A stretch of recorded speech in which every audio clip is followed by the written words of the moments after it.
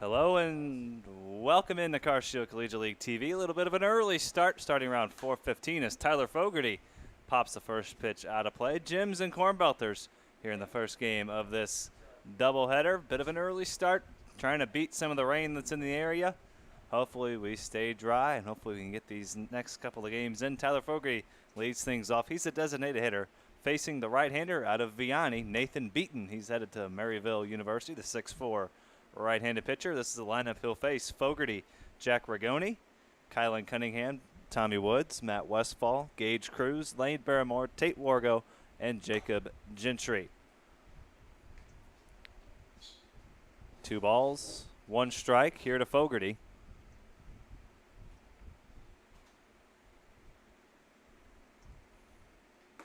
Make that 2-2 as he drops a breaking ball in there.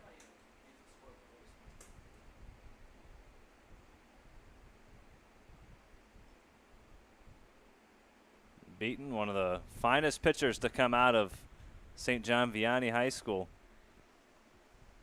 That's saying something too. Right up there with a guy who pitched in game 1, Luke Mann. 3 balls, 2 strikes, and a foul ball. Jims at 6-7-1 coming into play. Cornbelters in first place at 8-6-2.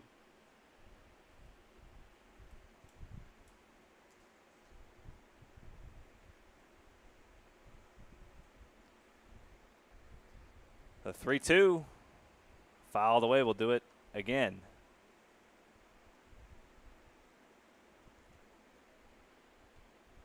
Good at bat to start this ball game. You work a full count. You make a pitcher throw a couple different pitches, and that's what you want to do as a leadoff hitter. And kudos to Fogarty, who's moved up in this order. Paulson has moved things around, trying to get Gems some momentum, and oh, do they ever have it. Yeah, they just was a tie last night, but the Ryan Malzahn go-ahead grand slam, it seems like they're on a roll, and they could continue to have some success.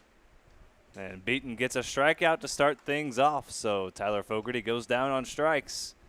And that'll bring in Jack Rigoni, the center fielder this evening. So a strikeout to get things started for Mr. Beaton. Shane Holsey, Will Connerly here with you on Car Shield Collegiate League TV. Our producer, Charlie, back in the house, doing a fine job on the production. As always, we appreciate all his help throughout this summer. Makes things a lot easier on us, too, as Jack Rigoni looks at a strike. How about Maryville getting another arm? It's been a theme this summer. What are they going to do with all these arms? Sam Stewart, Jamie Young, Drake Salzman. Salzman, Nathan Beaton, tons of young arms. I mean, there's literally a weekend rotation right there. That could compete in the GLVC. Has moved to 3 games. It's just like they're going to win some games. They're going to be pretty solid. No balls, 2 strikes here to Jack Rigoni. And a swing and a miss. Beaton off to a nice start. 2 up, 2 down, 2 strikeouts. He's locked in. Gets a strikeout, and he makes quick work of Rigoni, going straight to the breaking ball with 2 strikes. And Shane, and with the breaking ball and a disciplined Rigoni hitter, you have to throw it good, and he did. It was sharp, it was tight, and he has a strikeout, a high fastball, and a breaking ball so far. Throwing a lot of strikes here, the first few hitters. Kylan Cunningham fouls that pitch back. Cunningham not in the lineup last evening, but in the lineup tonight, hitting third for Justin Paulson. He's got so much movement. Look at the arm side run. I mean, you can just see it from your camera. That's going to be tough to square up the whole night, and that's why he was so effective, Shane. The fastball velocity is there. He has great arm side run, and he features a wicked breaking ball as well. No balls, 2 strikes here to Cunningham. The 6'4" right-hander Nathan Beaton in an 0-2 count. Looking for a 1-2-3 first, trying to strike out the side in order. He hit his spot there, but just a bit outside.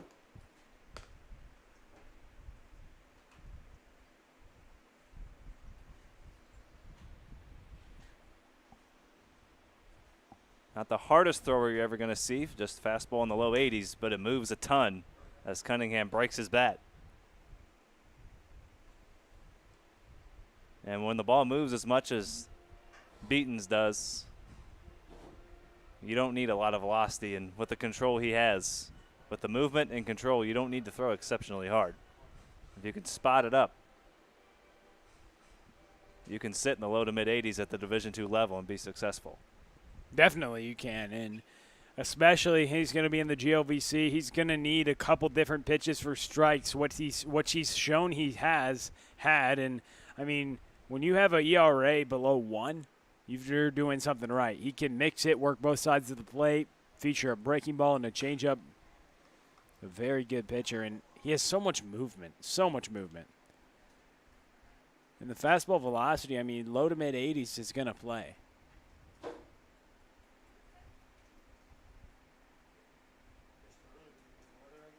Cunningham putting up a good fight here. 1 ball, 2 strikes. And a ball outside, 2-2. Try to go to the changeup right there to the left-hander. That takes power away from Kylan Cunningham, but it scoots away from him.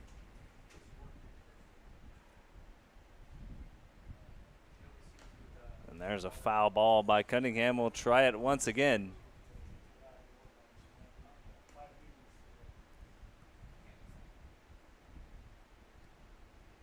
Beaton, as a junior, was named to the Class 5 All-State first team as a pitcher in Missouri. A sub-1 ERA. And there's a breaking ball. He strikes out the side in order. Good at bat from Cunningham, but he goes down on strikes. 3 up, 3 down, 3 Ks for Nathan Beaton. He's off to a strong start. His Cornbelters come to bat.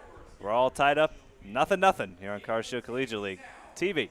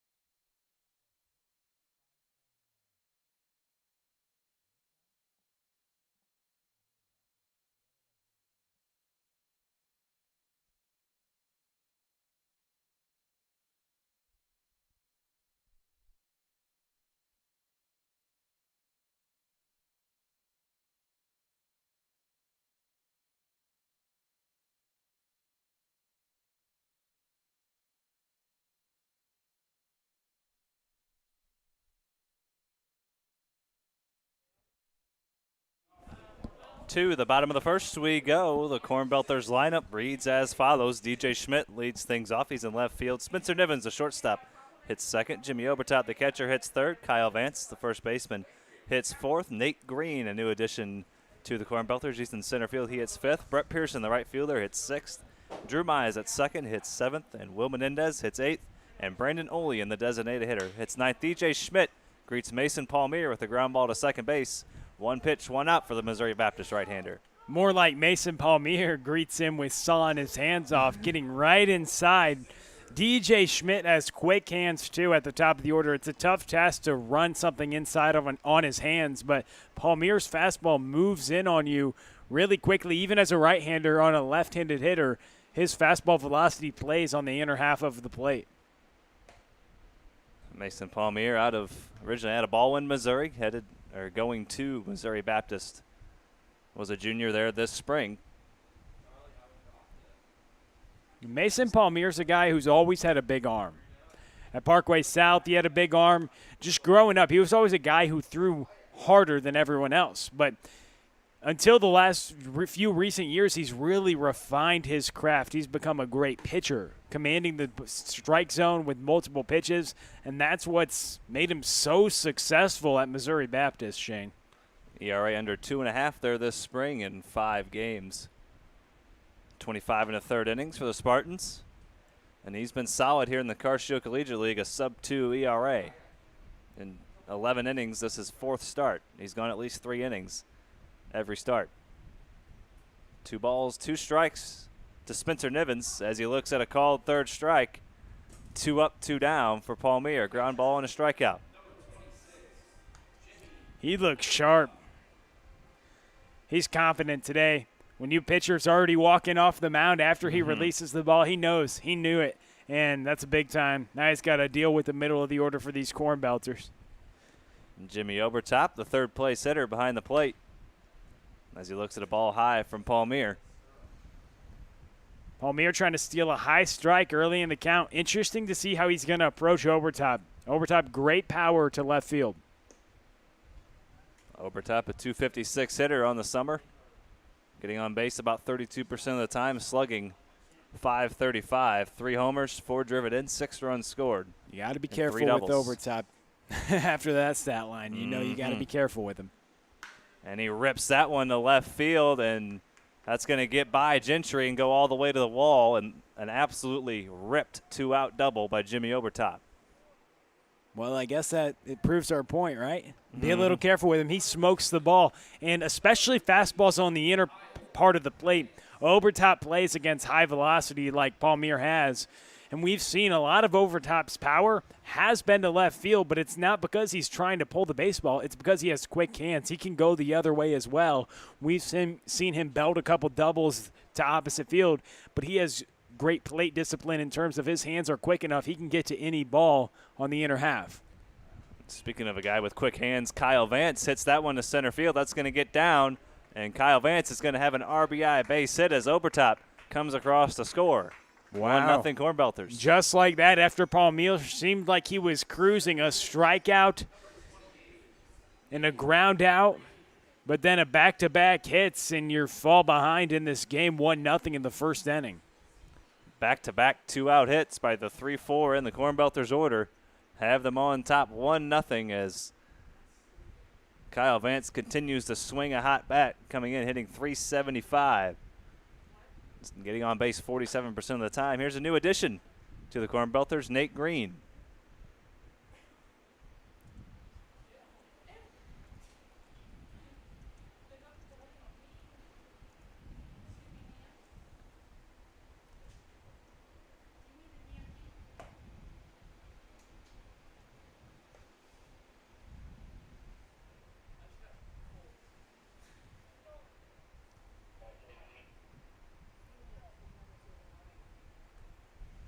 Two balls, no strikes to Green playing center field.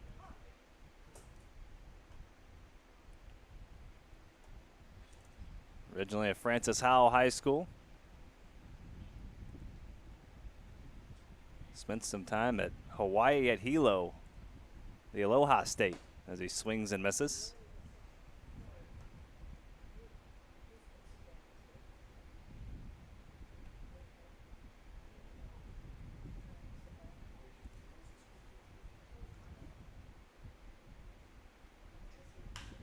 And that's hit to center field. Jack Rigoni on the run makes the catch.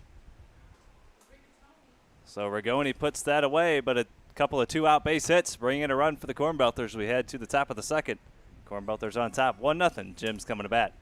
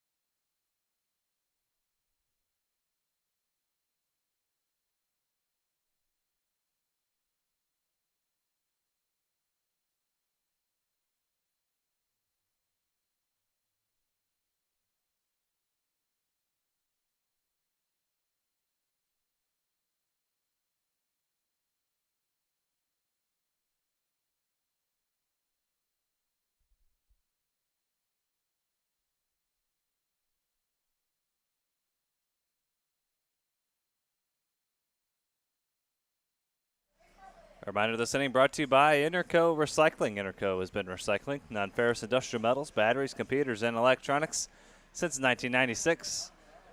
Their 400,000 square foot, 45-acre facility is located just on the Illinois side of downtown St. Louis, just across the river. So if your company has large amounts of scrap metals, batteries, or electronics in need of recycling, give Interco a call, 1-877-258-3601 or itcscrap.com. You can find them on the web there as well, 1-877-258-3601 or itcscrap.com. Interco Recycling, a Metaltronics recycler since 1996. Tommy Woods leads things off. Woods, Westfall, and Cruz for the Gems. Nathan Beaton struck out the side in order in the first inning. Tommy Woods will try to get things started here in the second. Woods had a big home run yesterday, his first home run of the summer. I'm not going to say I called it, but I called it. You set it up pretty well. That's for sure. The broadcaster's jinx. And Woods hits that one sharply out to shortstop. And on to first with it is Spencer Nivens. And Vance stays on the bag for out number one. And Tommy told you he wants you to do that a little more often, though. So don't want to do it every time. We'll be having to watch out for when you're going to see him, when he's going to square up the baseball. He's a really good hitter. Still looking for a school to play at, which is surprising.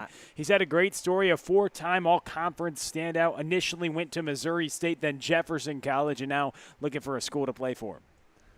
He's got the physical tools, the patient eye at the plate, a good arm in the field, fantastic defensive player, big, strong, athletic.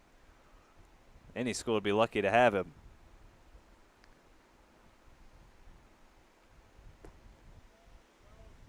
One ball, one strike to Matt Westfall as he lays off that pitch.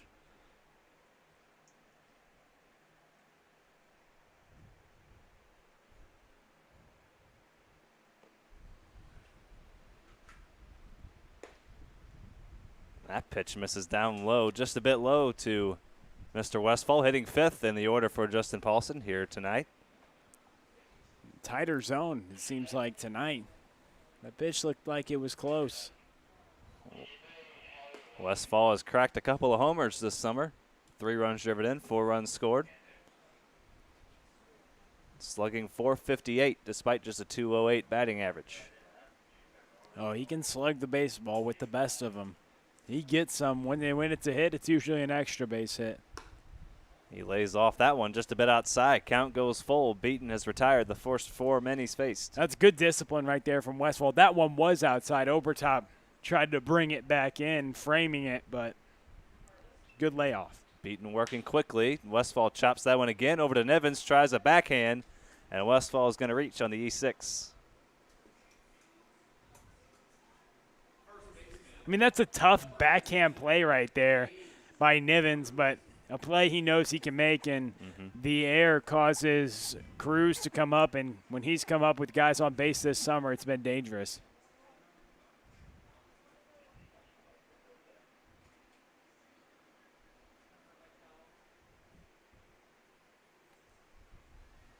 And now Gage Cruz, the Western Illinois Leatherneck, looks at a ball that breaks a string of 4 straight retired, does that error to start the game for Nathan Beaton.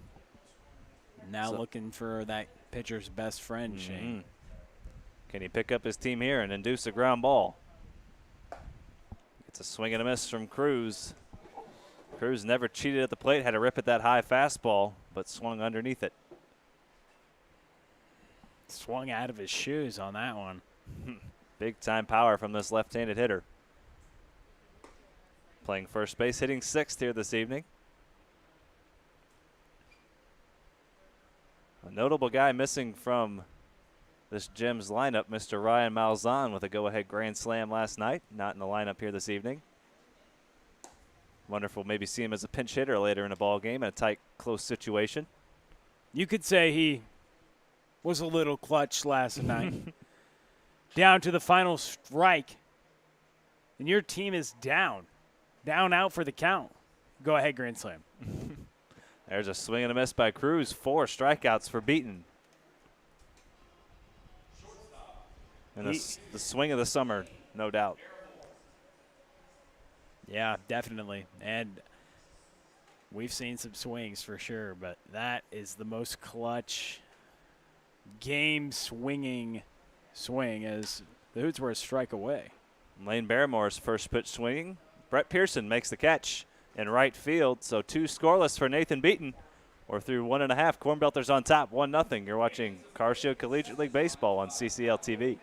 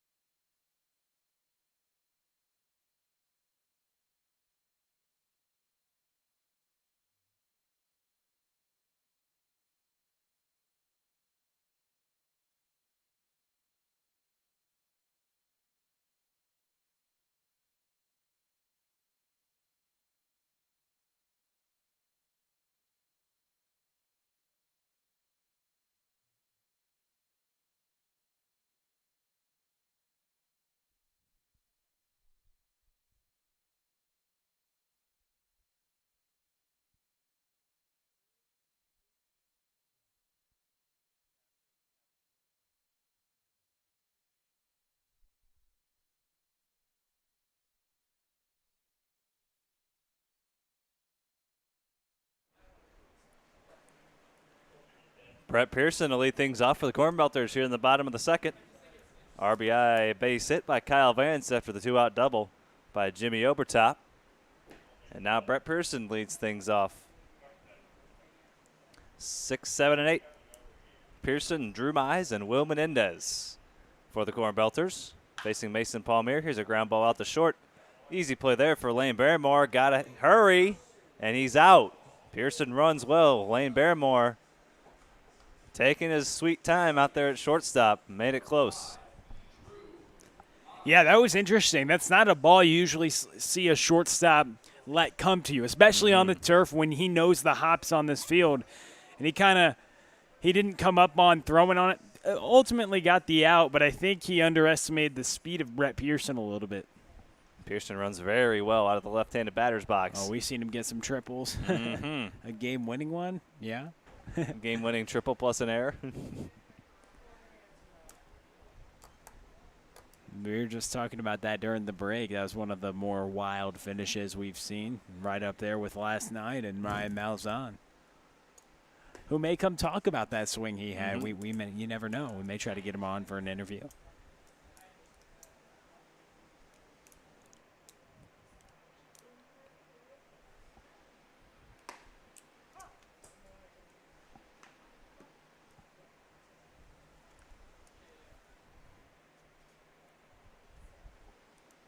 Two balls, one strike to Drew Mize, and he chops that one over to Tommy Woods. And a strong throw on to first. Tommy Woods, he's just showing off at this point at third base.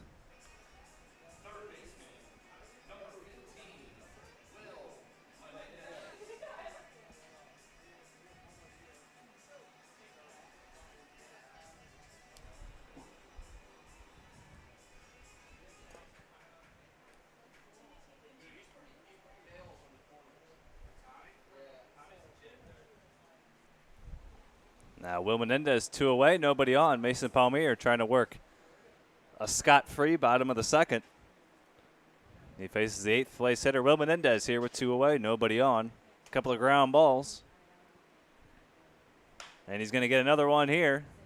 He's kept all the infielders busy. They all touch the ball, and he gets 4-3 on the putout. 1, 2, 3, go the Cornbelters. Will Connerly will tell you about the middle innings. Third inning coming up to 1-0 Cornbelters.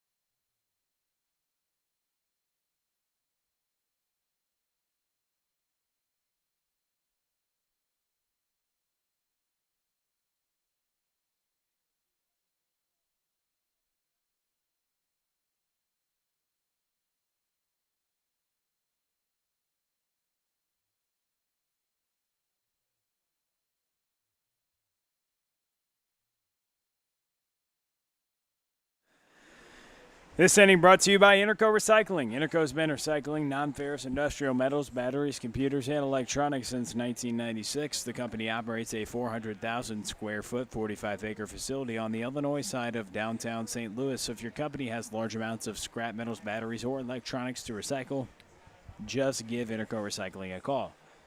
1-877-258-3601 or go to the web at www.itcscrap.com. Interco Recycling, a Mellatronics recycler since 1996. Tate Wargo, Gentry, and then Fogarty due up here in the top of the third inning. Beaton has looked sharp through two frames here in the top of the third.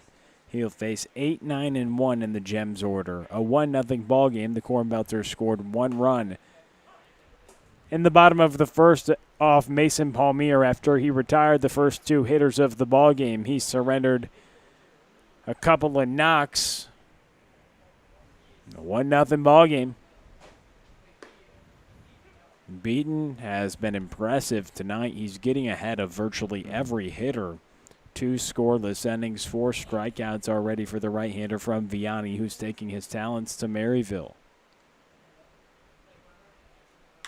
That ball's hit to the right side, and the Akron Zip Tate Wargo gets on base to lead off the top of the third with a single. And just when I was about to say Beaton's fastball command has been spot on these first couple of innings, Jimmy Obertop wanted that ball inside, and it just leaked right over the middle of the plate. That's an 0-2 mistake he wants back. You know, as soon as he let that ball go, he's like, oh, no. It's right down the middle. And a good hitter like Tate Wargo is going to make you pay. Now the 9th place hitter in the lineup, Jacob Gentry, comes to the plate. Runner at first is Wargo, an 0-2 single. That ball's fouled back. Man, the 0-2 pitch, that will give coaches gray hairs quicker than you know when pitchers give up 0-2 singles. But the caveat is when you have a guy 0-2 and you end up walking him, that probably is even more frustrating. That's more stressful. At least the base hit, sometimes it just takes a pitch or two. When you're walking guys, you're throwing way more pitches than you need to, and as the pitch count goes up, manager's stress level goes up. Well, when you're 0-2, you don't want to see the pitcher who tries to get too cute, as that ball is thrown into the center field by Obertop, and an easy stolen base for Tate Wargo. That one did a little sail on him, and it's a stolen base brought to you by the O'Fallon Family YMCA, the Y for healthy living, youth development, and social responsibility. So a stolen base for Wargo. And after the 0-2 single, like we were talking about, with 0-2, you don't want to get too pretty, but you also don't, because you want to be competitive, but you also want to think I'm way ahead. And maybe his thought process was I'm toward the bottom of the order, so I'll try to go right at him 0-2. It saves your pitch count, but it's interesting approach how some pitchers are so good with 2 strikes. It's just the problem is getting ahead to get there. Then other pitchers struggle to put hitters away after they get ahead. But Beaton definitely hasn't struggled to put hitters away, already with 4 strikeouts through 2 scoreless. But the 0-2 single by Wargo has him on second, and a 2-ball, 2-strike count here. Give him another one. 5 Ks now for the right-hander. 1 time through the order, 5 Ks, no runs allowed. The lineup flips back over to the leadoff hitter and designated hitter, Tyler Fogarty. And his command of the outside part of the plate, both to lefties and righties, has been something spectacular. Something spectacular his first few innings. It seems like every time Obertop puts that glove on the outside corner, he doesn't even have to move it.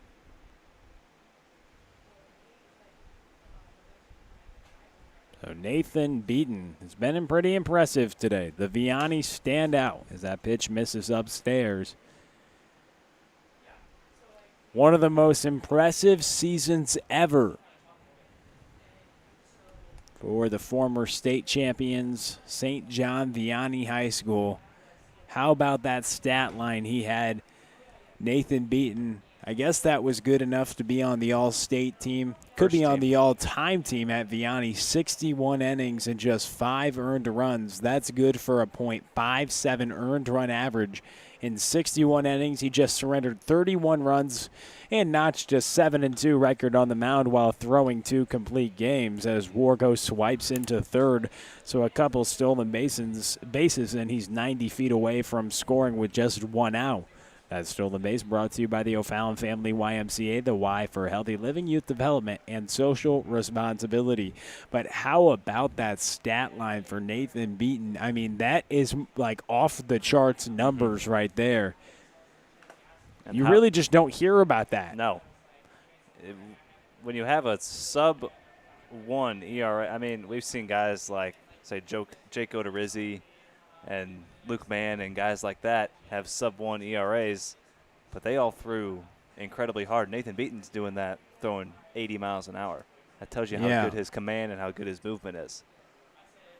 I bet his velocity is a little firmer than that, but around 80. Like, he's not throwing 90 plus for sure, and he has movement, command of multiple pitches, and he's shown that there's more than one ways to get hitters out, and he's definitely done that in that capacity. Obviously, we don't know his exact velocity, but he's not blowing guys away with 95 miles an hour like we've seen St. Louis pitchers do in the past and tear it up. He's holding opponents. He held opponents in that magnificent all-state year he had, 145 batting average against, so pretty stingy to say the least. He doesn't give up many hits. In 60 innings, just about 30 he surrendered. So not many hitters get on base, less than 1 base runner an inning during that span, and a sub-1 earned run average. The full count pitch to Fogarty. They say he didn't go around and he reaches base on the free pass. The first free pass issued today by the right-hander who usually is in command, and it's been fun to watch him. Maryville's getting themselves an arm. He almost broke Luke Mann's single-season earned run average record. They've had some really good pitchers come through Vianney. He was just hundredths of a run away from Mann's. Mann was in the low .5s, I believe, around .53 or somewhere around there. This ball's skied. The shortstop, Nivens, is under it, and he corrals this one for the second out. Ragoni aggressive today. He struck out and now popped out right there. That brings up Kylan Cunningham.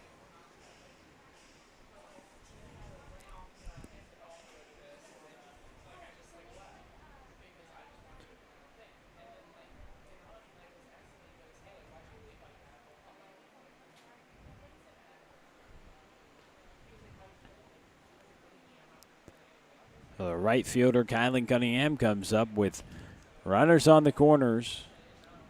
The tying run 90 feet away. Can Cunningham come through here? Against Beaton. We've talked about his impressive stat line so far in his high school career. He's taken his talents across town to Maryville. And the right-hander delivers a swing and a miss by Cunningham. Fogarty advances, gets the stolen base, no throw. Brought to you by the O'Fallon Family YMCA, the Y for Healthy Living, Youth Development, and Social Responsibility.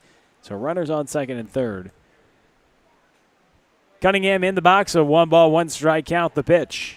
That's sky towards center. It's tailing to left center field. Green is under it, and he'll catch it for the third out. Beaton strands a couple runners, works around a single and a walk, and he's through 3 scoreless. We send it to the bottom of the fourth, 1-0 Cornbelters on CCL TV.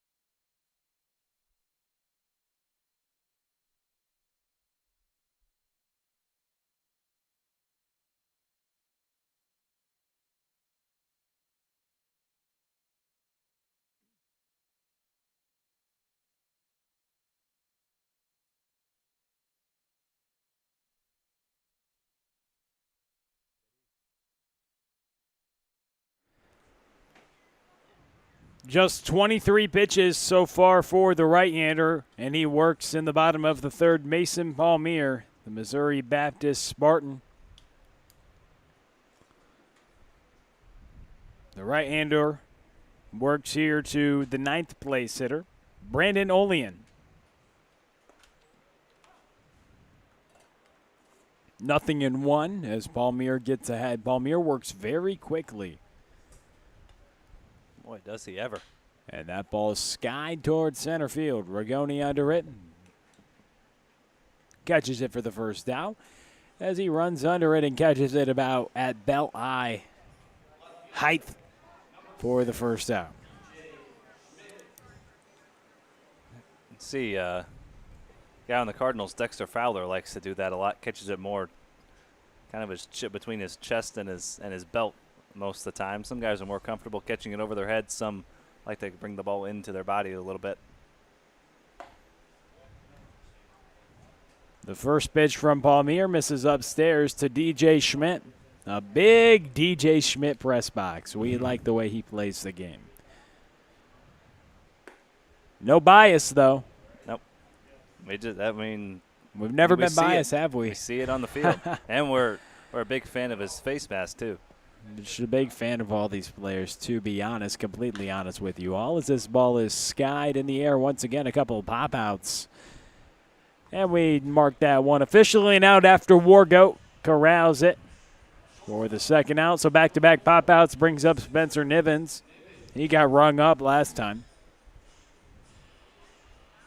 Well, Palmier has to be one of the fastest workers we see in this league. We don't have a clock on him, so I'm not entirely sure, but I might try to get a stopwatch out and see just how long this guy takes in between pitches. It is awfully quick. I mean, he wastes no time.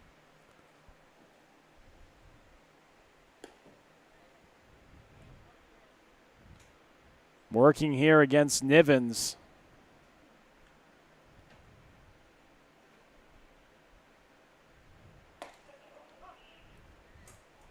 That was about 10 seconds in between those two pitches.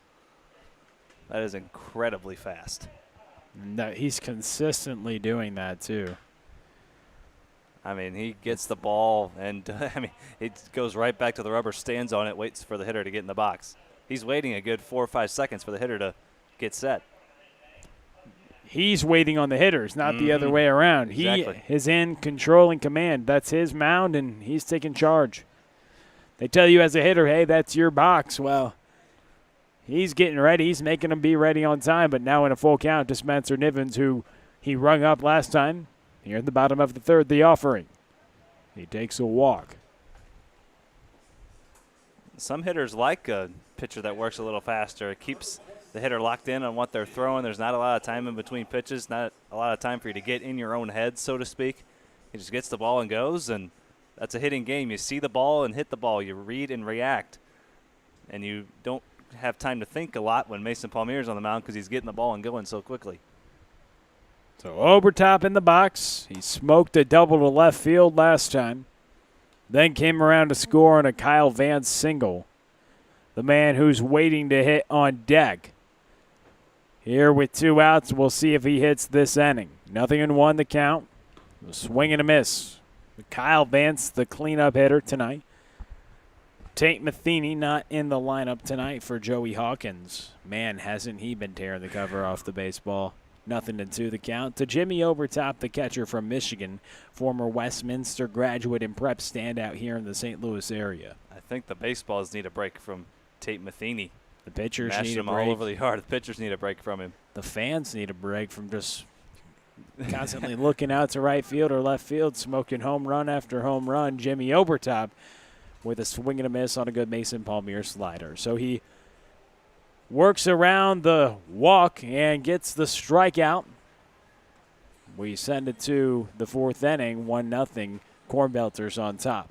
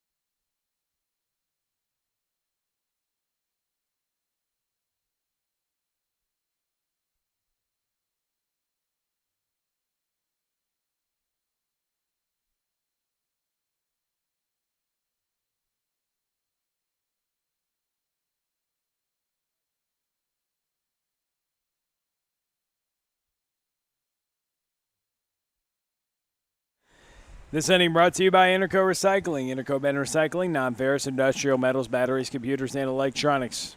Since 1996, the company operates a 400,000 square foot, 45-acre facility on the Illinois side of downtown St. Louis.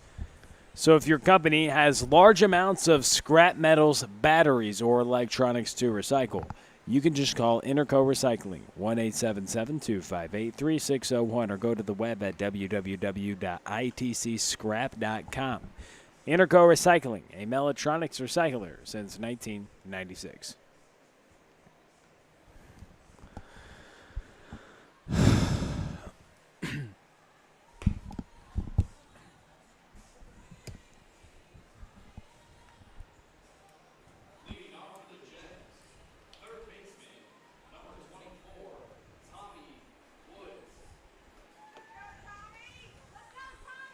The cleanup hitter, Tommy Woods, up here to start the top of the 4th. 3 shutout innings for the right-hander. And he's just surrendered 1 hit. He's looked sharp today. 52 pitches through 3 shutout innings for Nathan Beaton. The right-hander taking his talents to Maryville.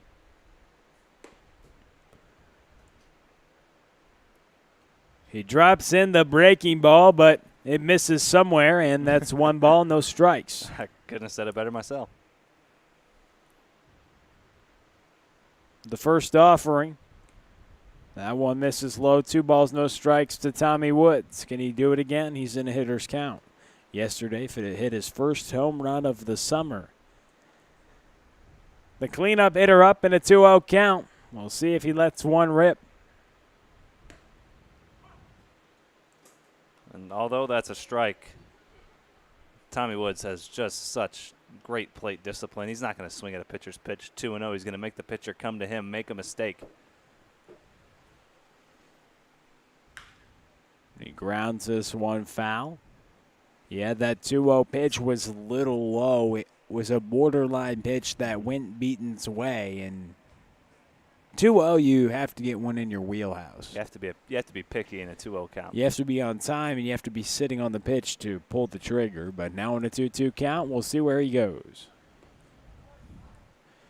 He goes to the breaking ball. Tommy Woods now in a full count. We saw Tommy Woods with 2 strikes hit a home run. A 1-2 count is what he hit his home run into left field. 3 balls, 2 strikes. Beaton delivers. Another walk for Tommy Woods. Sound familiar? Sound like a broken record at this point. It is a broken record if you're talking about the Car Shield Collegiate League, as no records are held in this league. So there's no record to break. Technically, he has the record for walks.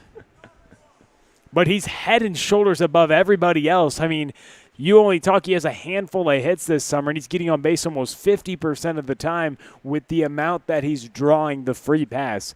You attribute that to great plate discipline. Westfall smokes this one, skies it high in the air. The center fielder and new addition to the roster today, Green catches it for the first out. Woods has 4 hits this summer in 24 tries, but a .500 on-base percentage. He's walked 16 times on the summer. Far more walks than strikeouts. I mean, Shane, it's impressive what he's been able to do getting on base. He's an on-base machine. I mean, every other time, 50% of the time, you can mark in Tommy Woods on base somewhere, somehow.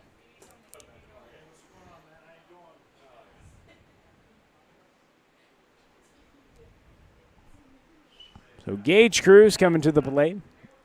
Infield at double play depth. The pitch misses inside. Beaton trying to work around the walk. Craig McGee getting hot for the Cornbelters.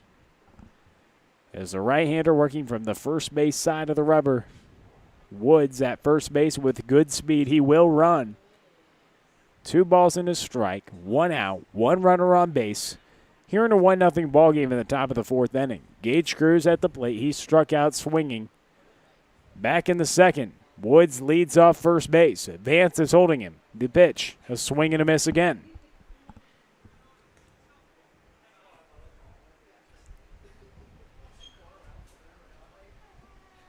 So Nathan Beaton in a 2-ball, 2-strike count to Gage Cruz.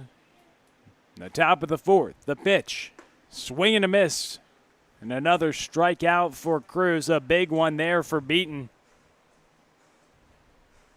Now that's 6 strikeouts now for the right-hander. He struck out the side in order in the first. Then notched a strikeout in the second and the third, and now 1 here in the 4th. There's 2 away. That ball's hit well to right field, but Pearson is there. He just jogs a couple steps to catch that one. And Beaton works around the walk to Tommy Woods with a fly-out, strikeout, and another fly-out to right field. 1-0, bottom of the 4th we go. Cornbelters on top.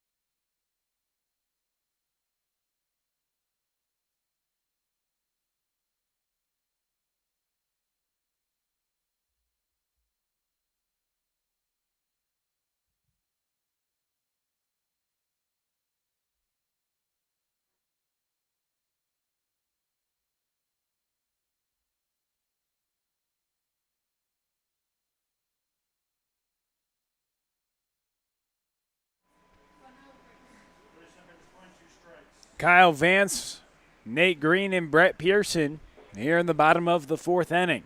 A 1-0 ball game. Mason Palmier working. He goes with the breaking stuff to Vance. Vance last time hit a single, and that drove in Jimmy Obertop for the Cornbelters' first run of the ball game. That's the only scoring we've seen so far today. That was back in the bottom of the 1st off the right-hander, Mason Palmier. Back out there for the 4th inning of work. No action in the bullpen for the Gems, but if you guys have gone down there, you'd think if Palmier would hopefully get through a couple more innings there, if he gets in any trouble. A few guys have made their way down to the bullpen. Usually after a few innings, a lot of pitchers will go down to the bullpen and then just be ready whenever. That's the life of a bullpen pitcher. You never know when you go in. Sometimes it could be the first, or sometimes you couldn't even get up all night long if your pitcher goes the distance. That ball smoked in the gap. Kyle Vance is going to have extra bases. He's trotting into second base. He's rounding second, and he's going to try for third. Kyle Vance with a triple to lead off the 4th inning. Man, how good has Kyle Vance swung the bat all summer long? You can pencil him in for a 1 or 2 hit night every single night. At least a couple hard hit balls, another roped extra base hit there. This guy's swinging some kind of hot bat. That average creeping towards 400. He's swinging the bat well. One of the highest averages in this league, and he has himself a triple. A standout, a product that's – he grew up around Carshield Field. He's having such a nice summer so far. A lot of these players, local players somewhere in the area, in the St. Louis area or here in St. Charles County, that's where they play baseball. And Vance, he's shown his power to all fields. That's been the impression. He's gap to gap, and it's fun to watch him. And then he flies around the base paths, and I just mentioned not much action. Braden Spar, the other catcher on this Gem squad, makes his way down there. There might be a little pitch and catch down there with Palmier working. Watched Kyle throughout his high school career. We went to the same high school. He's a few years older than me, so I never actually got to play with him. But watching him, he was always he just steady Eddie, just constantly hitting. Never seems like never went into a slump. Constantly 1 or 2 hits every single game. Plays solid defense. He's just a fantastic all-around player. And really, the thing that stood out to me, even when he was in high school, that gap-to-gap power. I mean, it seems like his natural swing is to right center. He takes the ball to right center better than just about anyone I've seen in person, or at least better than a lot of left-handed hitters. Better than some left-handed hitters. And he can take the ball to all fields, and that's really why he's hit everywhere he's gone. High school, college, everywhere. He's just a hitting machine. I mean, at Tiffin, his average was off the charts. He was putting together a great campaign. This ball is smoked to left field, well over the head of the left fielder and over the wall for a ground rule double.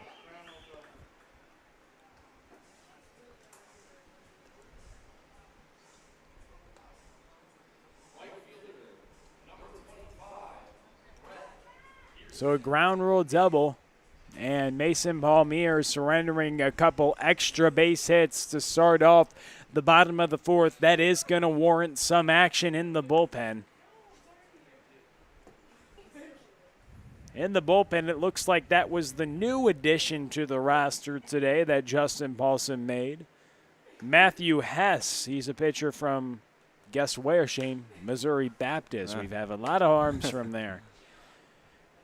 Mason Palmier, Sieglitz, Lemkool, Ray, now Hess, who's getting warm. Littered throughout this Keller. Gems. Literally, their pitch. It seems like their pitching staff. They found themselves a home here. A lot of them are Gems, Shane. You're right. Nothing into the count, though. Can Palmier respond after giving up back-to-back extra base hits to start off the bottom of the 4th inning?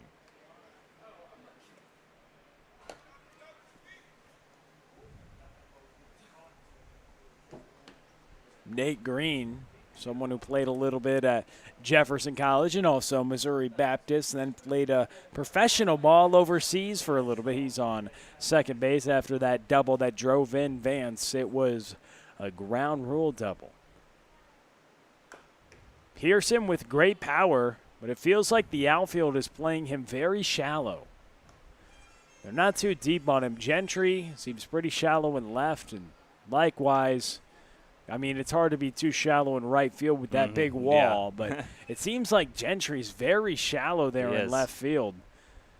With Pearson at the plate, we know he can stroke the ball well. He's been doing it as of late very effectively. A 1-2 count. It's fouled away. He stays alive. And with his speed, if he can put a ball in the gap with the outfield as shallow as it is and the way the ball runs out here on the turf, he might have himself an easy triple if he can put a ball right in the gap. And there's already been a couple of balls that have gone over Gentry's head. And it feels like it'd be tough to get anything over his head because he seems so shallow in left. Drew Mize, the hitter waiting on deck. A swing and a miss by Pearson. And after a triple and a double, Pearson strikes out, 1 out, but 1 runner on, and 1 run across so far this setting, a 2-0 lead for the Cornbelters. And that strikeout keeps that runner at second base. So now if Mize, say, hits a ground ball to the right side, yes, Green advances to third, but then the Cornbelters are probably going to have to get a base hit to bring him in instead of, say, just a sacrifice fly or a ground ball on the infield. So that strikeout right there is huge to keep that runner at second base with 1 out. Palmier gets ahead with the breaking stuff. 0-1. The pitch is grounded toward the third baseman, Tommy Woods. The scoop, the toss across the diamond, and that's an out. Tommy Woods comes up well to scoop that ball and has a little word with the umpire. Doesn't he have so much fun out there? He has so much fun. Always a smile on his face. But love the way he plays the game. He's flying around out there consistently. He's super athletic, just very agile, moving around quickly, and always has a smile on his face, it seems like. He's always having a great time. Yeah, very infectious personality. Whether he doesn't have a good day at the plate or not, he seems like he's always the same person. Yeah, positive, upbeat, joyous, smiling, and you great vibrant energy that he brings. You wouldn't be able to tell if he's 4 for 4 or 0 for 4. He's out here playing the game he loves. He loves. Yeah, just like when he hit the home run, normal Tommy. Yep, that's the Tommy we're used to seeing. Day in, day out. And that's the energy a ball club needs. Menendez is fanned, but a run comes across. Runner stranded at third is Green. And we're through 4, 2-0. We send it to the 5th on CCL TV.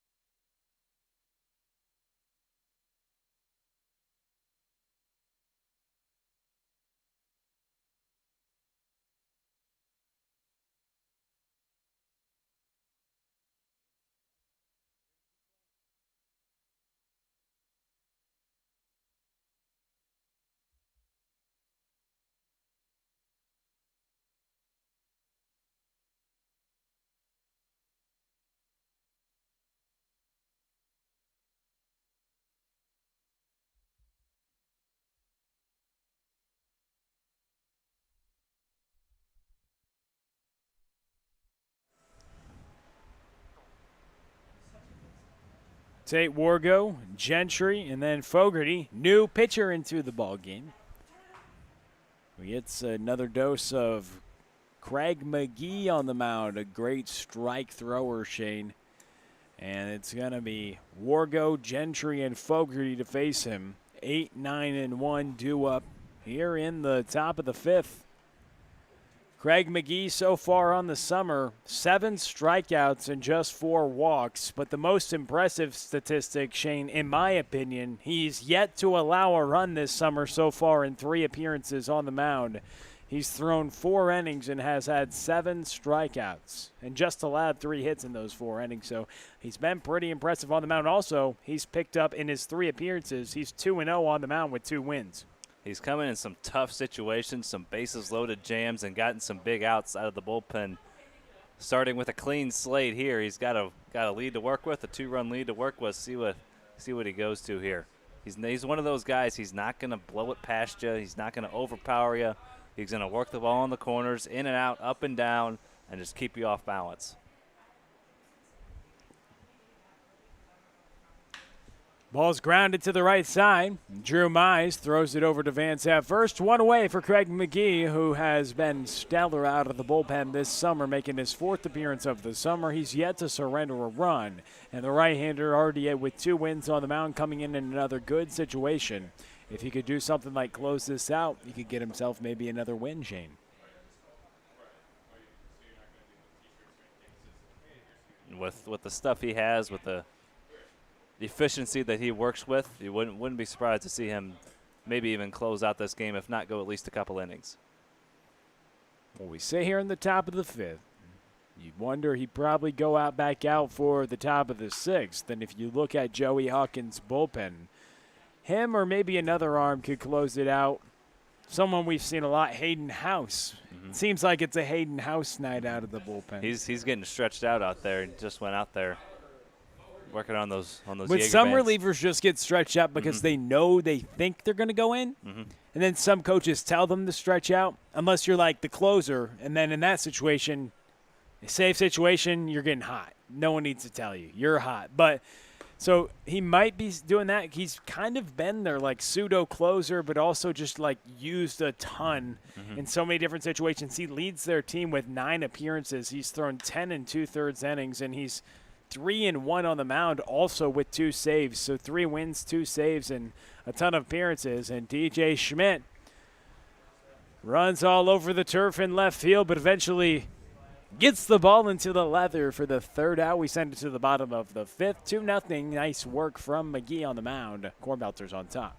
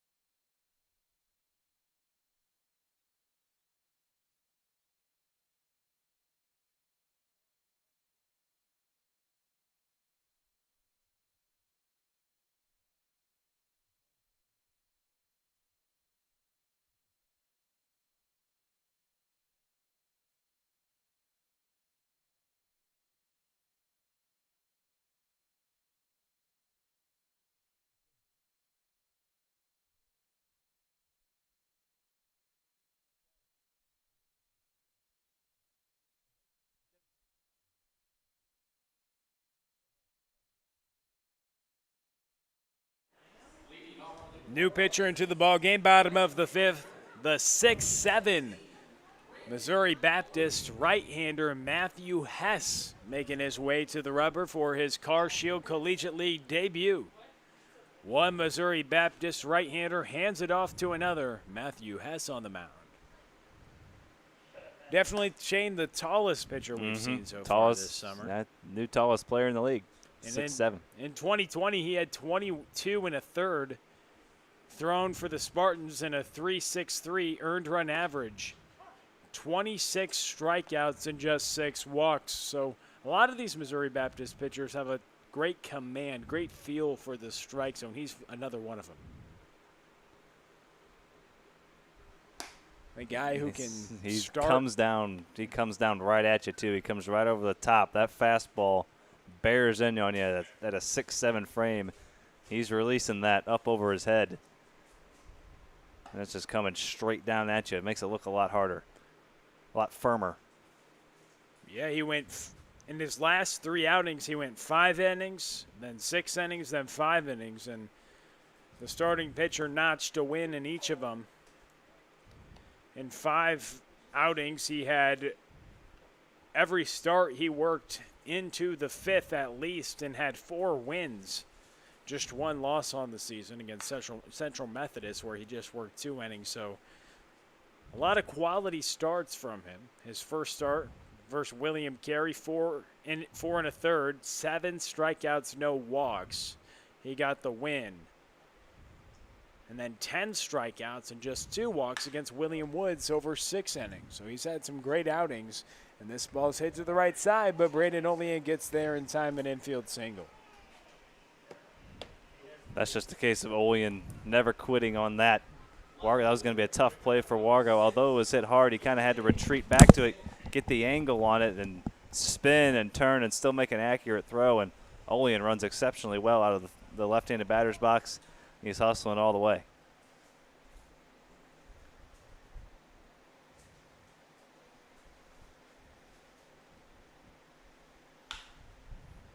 The ball grounded down the right field foul line. And foul. DJ Schmidt, the leadoff hitter. And man, hasn't he earned himself a spot somewhere in this order every single night. He does right now, facing off against the 6'7" right-handed pitcher from Missouri Baptist, Matthew Hess. Goes to the breaking ball. Westfall is going to throw down to second, but Olean's going to get there in time as the ball scoots away from the catcher. It was the breaking ball that missed low. It hit off the turf in the gear of Westfall. It scooted away to the left side, but Olean's easily able to get in there to second base. DJ Schmidt 0 for 2 today. Cornbelters 5 hits. 2 runs scored, 1 in the bottom of the first, 1 in the bottom of the fourth. This ball hit hard to the right side. Wargo looks back Olean and throws it to Cruz at first. 1 out. Olean stays put at second. And you might be thinking, why is Olean not on third base? But, I mean, 98% of the time, you're going to go instantaneously on contact to the right side. But that ball was hit so hard that if Olean would have taken off, Wargo probably would have had a shot to get him at third base. So all in all, not a terrible play there by Olean. You'd like to see him go on first contact, get a good secondary lead, and get over to third. But that ball was absolutely smoked. I guess we'll never find out if Olean would have been thrown out at third base, but he stays in scoring position. He probably would have been meat just because Wargo looked over that. He was thinking the same thing because it was such a hard hit ball. An interesting play right there. Not something you see all too often. A ground ball to the right side and the runner on second doesn't advance. But with the ball hit so hard. It's kind of a field Major League play. Baseball, I forget who it was, but they actually got a runner going to third base on a ground ball to the first baseman. I forget who the first baseman was, but I think it might have been I believe it was Matt Olson of the Oakland A's, I believe, cut down a runner going from second to third on a ground ball to the right side.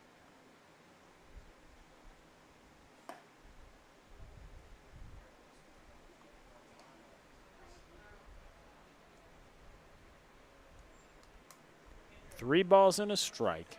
Spencer Nivens walked last time, struck out his first time at the plate. He's 0 for 1. The 3-1 pitch, another walk for Nivens. And you are taught as a base runner, any ground ball to the right side, you go. But also, you have to be a baseball player. You have to read the ball, react, make your own decision.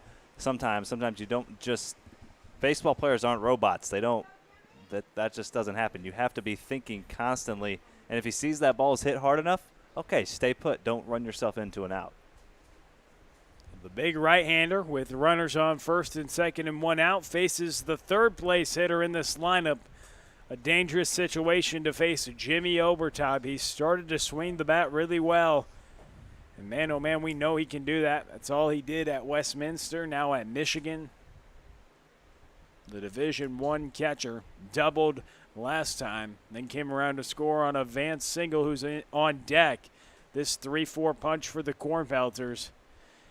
Tough to deal with. We talk about 3-4 punches with the Falcons and the likes of Wade Stouse and Ben Swords and Austin Schmidt in the middle of that lineup, but the Cornbelters have a good duo right here as well. Nothing into the count, one out. The pitch. It gets away from Westfall. He tries to backhand it, and runners will advance to second and third. So that also takes away the possibility of a double play. Now, any ground ball, fly ball to the outfield, the infield's going to be back.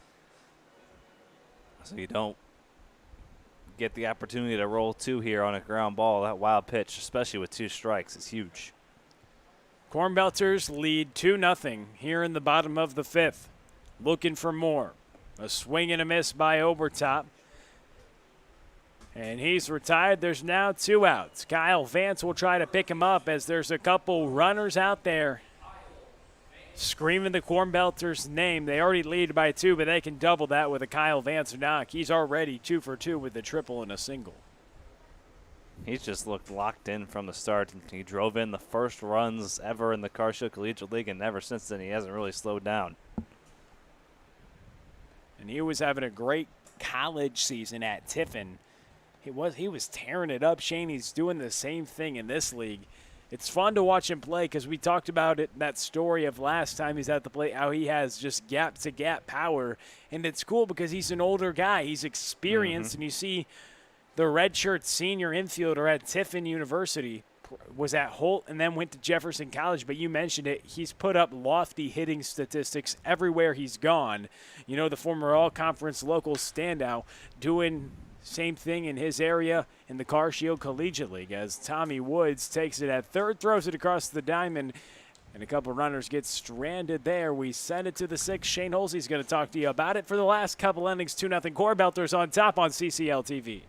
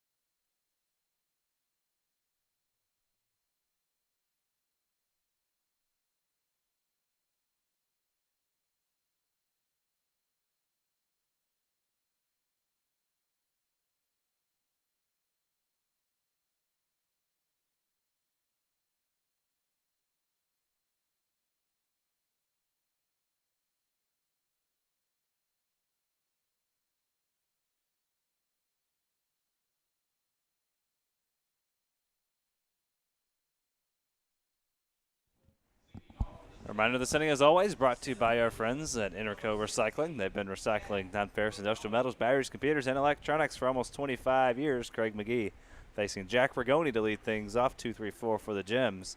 You can call 1-877-258-3601 or head to itcscrap.com. If you have large amounts of scrap metals, batteries, computers, or electronics, Interco can handle all that at their 400,000 square foot facility just across the river on the Illinois side of downtown St. Louis. Again, that's 1-877-258-3601, or you can head to itcscrap.com. You can find them there as well. Interco Recycling, a Metaltronics recycler since 1996. 2 balls, 1 strike to Jack Rigoni. 2, 3, 4. Rigoni, Cunningham, and Woods as they try to get off the schneid here. Craig McGee worked a scoreless 5th. 4 scoreless innings for Nathan Beaton, and now Craig McGee back out for inning number 2 of his night. It was a 1, 2, 3, 5th, couple of ground balls and a fly ball. 3 ball, 1 strike count here to Rigoni, and he works a walk. And him on base is That's bad dangerous. news. It's bad news for catchers, pitchers, and just everybody involved in the opposing team. We were talking about it. We jinxed it the other night. He was 25 for 25 on stolen base attempts at Jefferson College, one of the top marks in the country. And then we saw him get picked off as soon as we were talking about those wonderful statistics he had at Jeffco. There's a good pitch by McGee. Rigoni not running just yet. Still nobody out. We're almost guaranteed to see him in motion at some point while he's on first base, as long as Cunningham doesn't roll into a double play. There's another good pitch. That one just missed. Looked like a very similar pitch to the first. 1 ball, 1 strike to Kylan Cunningham. A quiet night so far, 0 for 2. This Gym's offense has been quiet themselves, just 1 hit. And a double play ball here. It's going to be tough to turn it. Cunningham runs well, and a high throw over to first. So Cunningham hits into the fielder's choice, and Rigoni, as he raced from the base pass, 1 away. That's a good pitch right there. And you talked about the pitching tonight. It's been very stingy, the Gems, with just 1 hit. How about Nathan Beaton coming out and just throwing the ball really well? They turn things over to the bullpen, and you mentioned it during the break. We really like the way that McGee goes about it. He throws the ball well. He throws a lot of strikes, and he mixes things up. He's had these hitters off balance. Tommy Woods fouls that one away. Woods worked a walk his last time up, 0 for 1. As he's going to go get some more pine tar for that bat. Don't want it No. going out of the hands. Nope. He's catching it before it happens. We've seen a lot of hitters have to put some pine tar on after the fact. He's catching it ahead of time. But stop it at the source. Mm-hmm. Stop it before it happens. So Tommy Woods is ready to go here in an 0-1 count against Craig McGee, formerly Lutheran North High School. And with the fielder's choice, Shane, it's just so important to get Rigoni off the base pass. That's the most important thing. But you can't short Cunningham. He's very fast as well as their 3-hitter. He has a good lead off first, not running. And Woods looks at a ball. Boy, watching Woods go about his business at the plate it's fun to watch. He rarely, if ever, swings at a pitcher's pitch and constantly finds himself in 2-ball, 3-ball counts. I know it's kind of unique to see a middle of the bat order be so patient, but patient used in just the most positive context we can, leading the league in walks, getting on base 50% of the time. Exactly 50% of the time after that walk. And he looks at a ball here, another 3-ball, 2-strike count.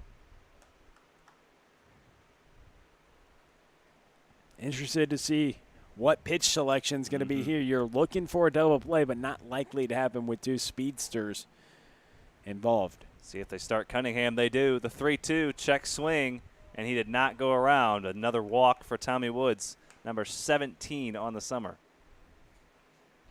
And he's looking for a home to play at. It's hard to believe he still is because he's been one of the most impressive defenders we've seen this summer. At the hot corner, has a cannon when he throws it across the diamond, one of the strongest arms we've seen. Plays first as well. He's played a solid first base, too. Yeah, and the unique patience that he has, that's what people love. I mean, you could bat him second with just how many pitches he sees, but also with his pop. We see him hit a homer last night. I mean, he also can leave the yard for how patient he is. He knows when he gets his pitch what he's going to do. And one thing I've been probably not more impressed than anything, but incredibly impressed with is the amount of times he'll check his swing and hold up. That is a skill. That's an art at the plate, being able to check your swing.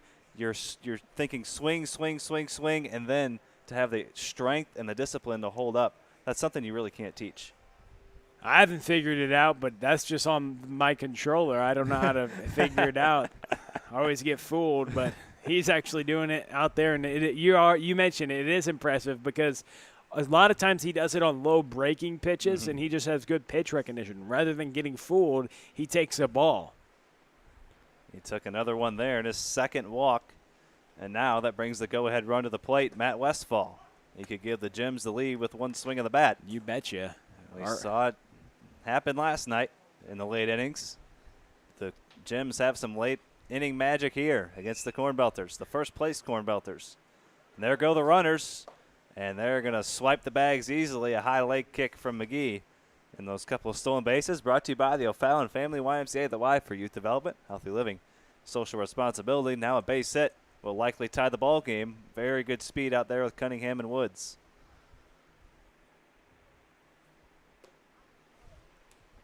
And they're getting their closer hot.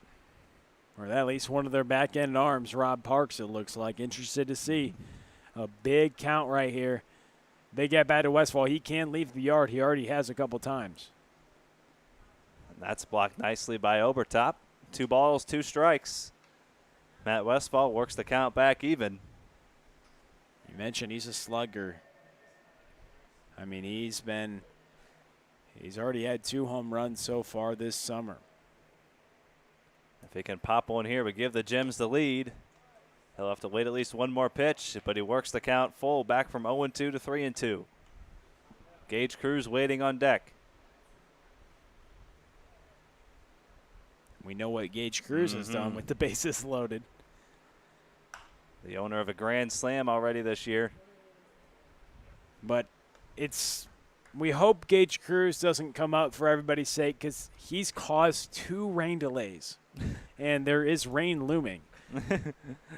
Both times he's hit a home run, in case you're wondering what my partner's referencing. The 2 times he's hit a home run, we've gone into a rain delay. Immediately after the very next inning.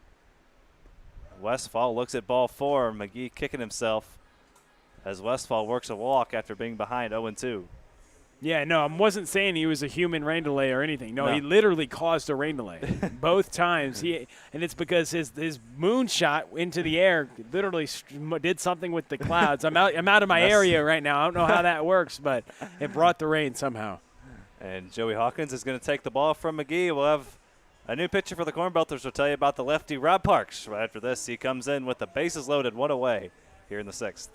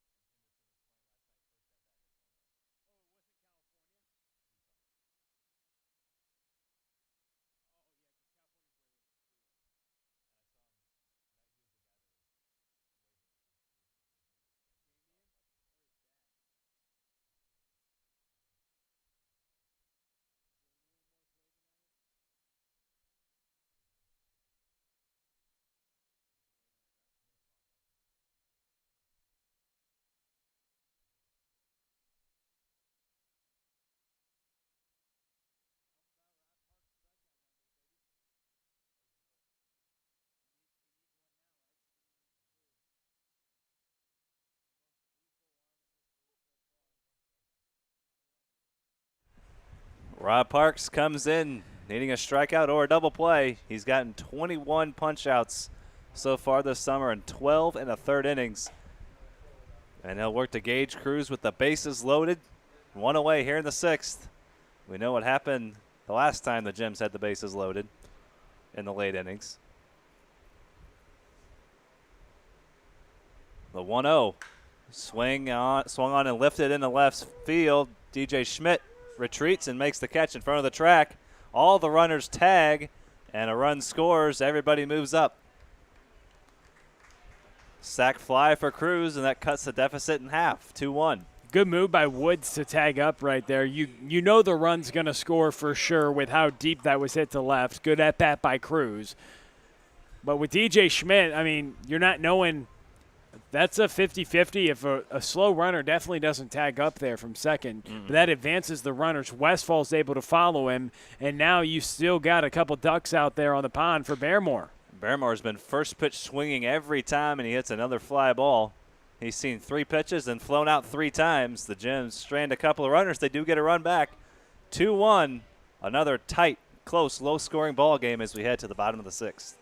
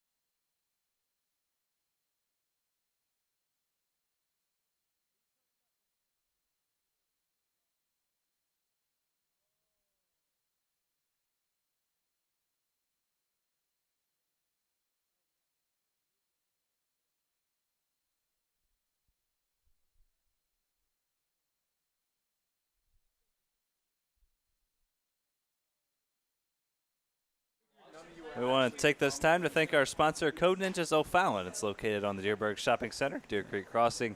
2955 Highway K is where you can find them in O'Fallon, intersection of highways K and N. At Code Ninjas, kids ages 7 to 14 will learn how to code by building small video games with the help of their wonderful sensei instructors. And the students will start a white belt, go all the way to black belt. So come in today for a free 30-minute session. Try it out. Kids have fun. Parents see results. Head to codeninjas.com/mo-O'Fallon or call 636-851-9634 to get started. That's codeninjas.com/mo-O'Fallon or 636-851-9634. Code Ninjas O'Fallon, kids have fun. Parents see results. Nate Green leads things off for the Cornbelters. Then Brett Pearson and Drew Mize facing Matthew Hess out for his second inning of work. Worked a scoreless fifth. The big 6'7" right-hander out of Missouri Baptist. 6'7", 235 pounds coming right down at you.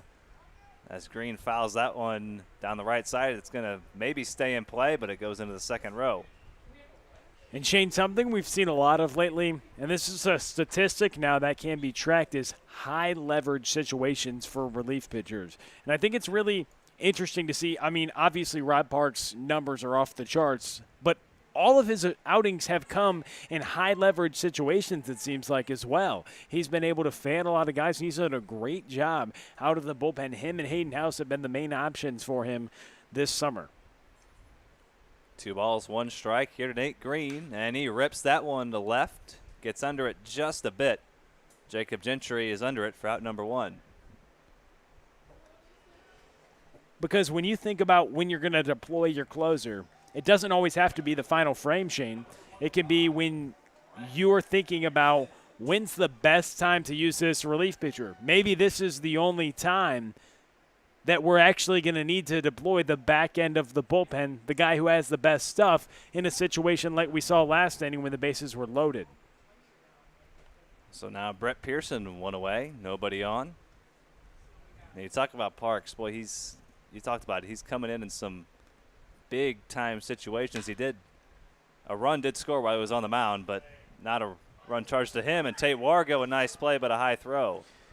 Gentry, Cruz comes back down on the bag, but not in time. That's a tough landing right there, climbing the ladder, then coming right back down. Sometimes you go for the tag, but he had it beat.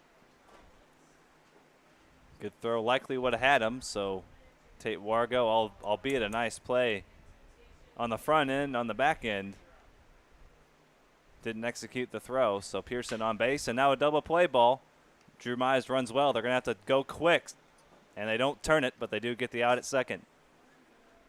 Third baseman, number 15, Will Menendez. Now the third baseman, Will Menendez, 2 away here in the 6th.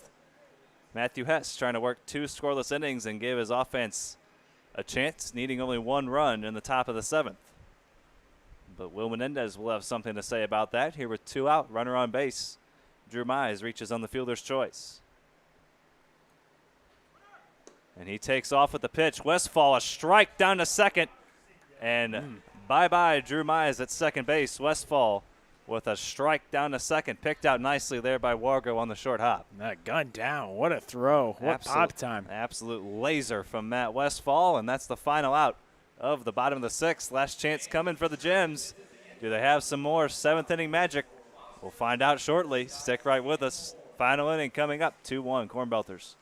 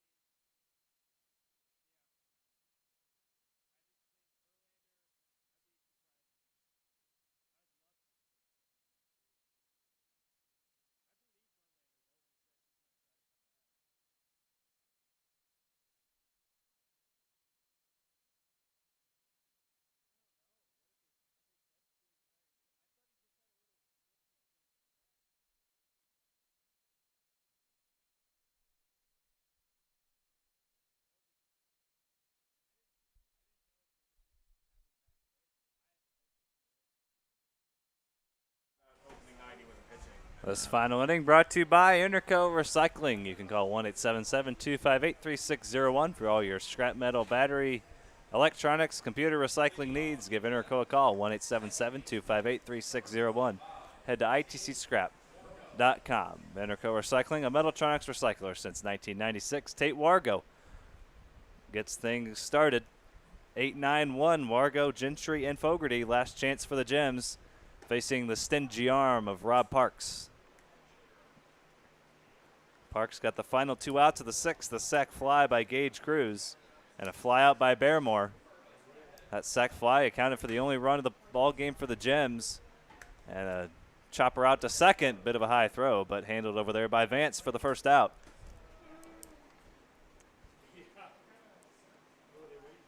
And Wargo's a quick runner. Mize knows that you don't have a ton of time. And look who's up. Look who it is. He did something in the 7th last night, I guess you could say. Whew. Ryan Malzahn What will a pinch hit. What a time to deploy a pinch hitter. We thought we might see him as a pinch hitter late in the ball game in a clutch situation. Here he is in the top of the 7th. We saw him not in the lineup after hitting a go-ahead grand slam last night. And he hits that one up the middle, and he's going to have a base hit. Boy, is he swinging a hot bat right now. The man who can do no wrong, it seems like. He's getting hit after hit, and most of them have been doubles so far. He goes a go-ahead grand slam. His team down to the final strike.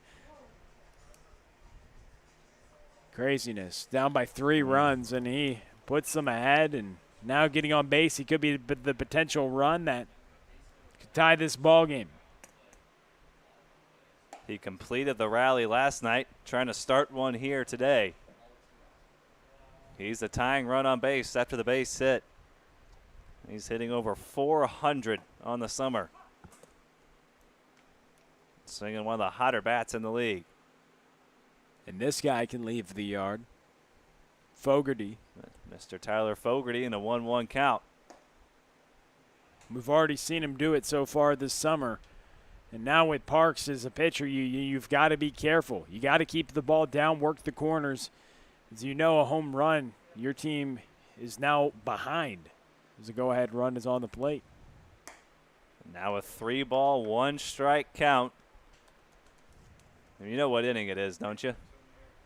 It's the 7th. 3 balls, 1 strike to Tyler Fogarty. He walked him, and the go-ahead run is on base. He missed it up and away, but that was a pitch that kind of looked up in Fogarty's wheelhouse. He has that good right center power. Ooh, things getting interesting. Rigoni now. We've talked about his speed, has a little pop as well. Good hitter for average, and he just wants to keep things alive and continue to pass the bat on. We know Kylan Cunningham can leave the yard. He's waiting next. Things getting interesting, Shane, once again. Oh, baby, are they ever. Jack Rigoni at the plate. Go-ahead run on base. Called strike. Rob Parks is just looking for that pitcher's best friend right now. The infield's still going to try to just get that double play. Menendez would likely just step on it just to guarantee that you get that lead runner.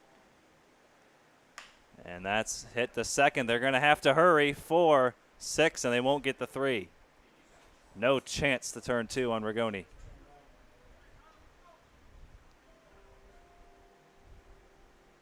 And here we go. Final chance. Once again, Jim's down to their final out. Trailing in the 7th inning. Go-ahead run on first base. A ball in the gap would likely give him the lead. Kylan Cunningham, the final shot for the Gems. First pitch. Good breaking ball in there. Boy, what confidence in that pitch to throw it with a tying run on third base and 2 outs on the first pitch. He gets on top of it. It's a good pitch by Parks. Runner was going, and Cunningham fouls it away, so now an 0-2 count. The Gems were down to their final strike last night when Malzahn popped a go-ahead grand slam. He That's stands huge. on third base, 90 feet away from tying the ball game. 0-2, 2 outs. Kylan Cunningham facing Rob Parks outside. He went breaking ball, high fastball. Then he tried to make that one a little higher, but Cunningham lays off. But what's more important is on that 0-1 pitch, Rigoni was taken off. He has to go back as the ball was fouled. The 1-2. Lifted to right field. It's going to stay in play. And Brett Pearson puts it away. And no 7th inning magic tonight. The Cornbelters win it 2-1. Rob Parks closes the deal. He picks up the save out of the bullpen. Cornbelters move to 9-6-2. Gems at 6-8-1. Cunningham flies out to end the inning, straining the tying run on third base. So the Cornbelters pick up a 1-run victory. They give up just 2 hits on the evening, and their pitching rides them to a victory. 9-6-2. The record now for the Cornbelters. Gems 6-8-1. A 2-1 victory for the Cornbelters.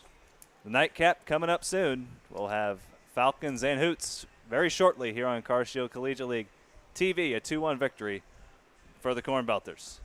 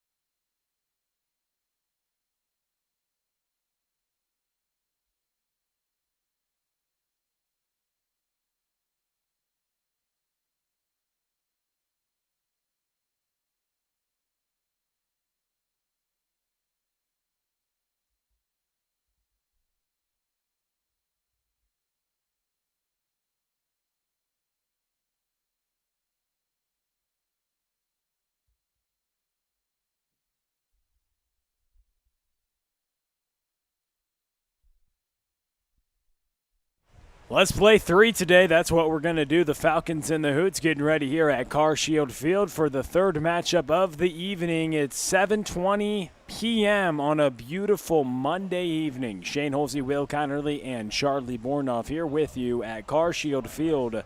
Tom Scoro gets the nod today. The left-hander from Mizzou features a fastball, changeup, slider mix, and he'll be working against the Hoots lineup that goes as this. Chase Krogman leads off in center field.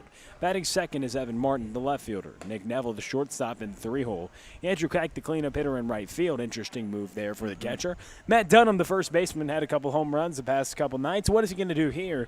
Dominic Cusimano, the second baseman. Tyler Bastunas, the designated hitter.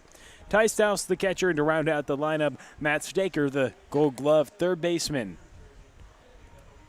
And in the field, behind the left-hander Scoro, he'll be throwing to Austin Schmidt, the league leader in home runs with 6. Ben Swords at third, a good glove. Cade Hull, the shortstop. Nick Hoffman, the second baseman. Wade Stouse at first. Hickman in left. Beal Smith in center. And Parrish in right. A new addition to this Falcons roster, and it's a big one. We talked about the meat of the order. We'll see it next half inning. Pete Zimmerman, Mizzou baseball player and Houston Astros signee, goes smack dab in the middle of the order that already has belted the most home runs in the CarShield Collegiate League. And they have one of the thickest lineups we have seen. It just got a little thicker. Welcome to the broadcast. And Shane Holsey, what do you expect to see from Mr. Scoro on the mound tonight, making his third appearance of the summer?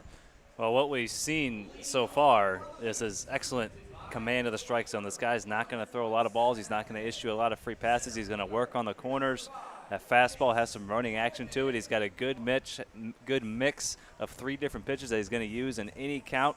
And he has confidence in all those 3 pitches, works fast, likes to get the ball, get out there on the mound, and get it and throw. Not going to be a lot of wasted time. So Tom Scoro is going to get us started off, and Chase Krogman likewise for the Hoots, leading things off for Joe Lincoln at the top of the lineup. And he drills this one toward the right side as the first pitch is thrown at 7:22 p.m. here at CarShield Field. Chase Krogman at the top of the order, a different look. We saw him in the middle of the order. We've seen him bat second. We've seen him bat cleanup, but he's found a home, it seems like, these past few days at the top of the order. A couple other hitters. Evan Martin, the man on deck, has been that leadoff spot as well, but we'll see if Joe Lincoln deploys this tactic and see if it works for him. Evan Martin is really a free swinger, and Chase Krogman gets on base a ton. Just like that, he gets hit by the pitch. Wearing the White Sox helmet, it almost grazed him right there. Nonetheless, a hit by pitch to start off the ball game for the left-hander Tom Scoro, who now faces Evan Martin, the speedy left-handed hitter. That's just the second free pass. The first batter Scoro's hit in 8 innings, just 1 walk coming into play, 8 strikeouts. You're going to see a lot of strikes, a lot of balls put in play softly off these Hoots bats if Scoro is on.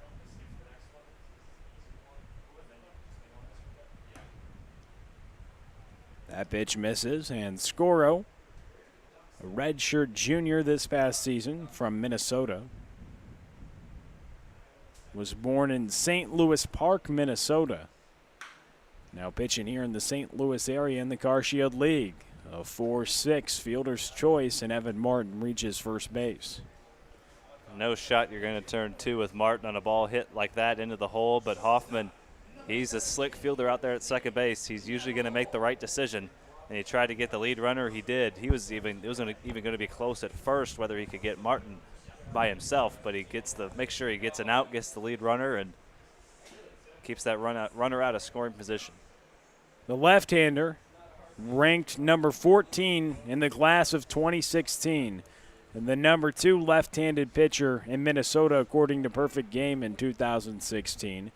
And that initially had him take his talents to Kansas State. Transferred there, took a red shirt, and went to Northern Iowa Area Community College, where he spent a couple seasons, and we could say he did pretty well. He took his way to the Tigers after that.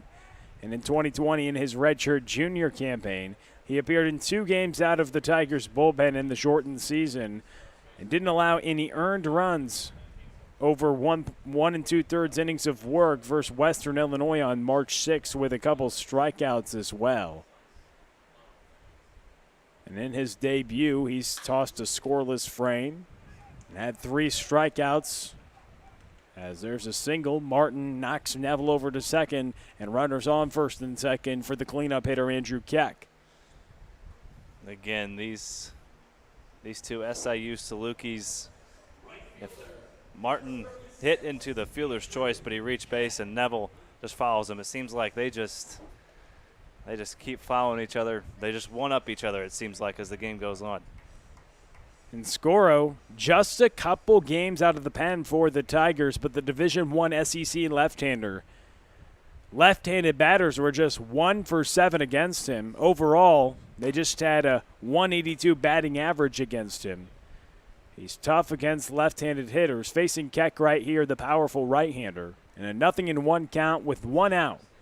The Shadows starting to come into the field, a unique start time that we've had, Shim. We've never started a game at this time because usually we have the 5:30 and then the other game starts around 8 o'clock in that time zone, 8 to 8:30, depending on how quick the game goes. Sometimes 7:45, but this is the earliest nightcap we have started. The third game of the day. That's because some weather was potentially in the area and we moved the first game up. The first game was moved up.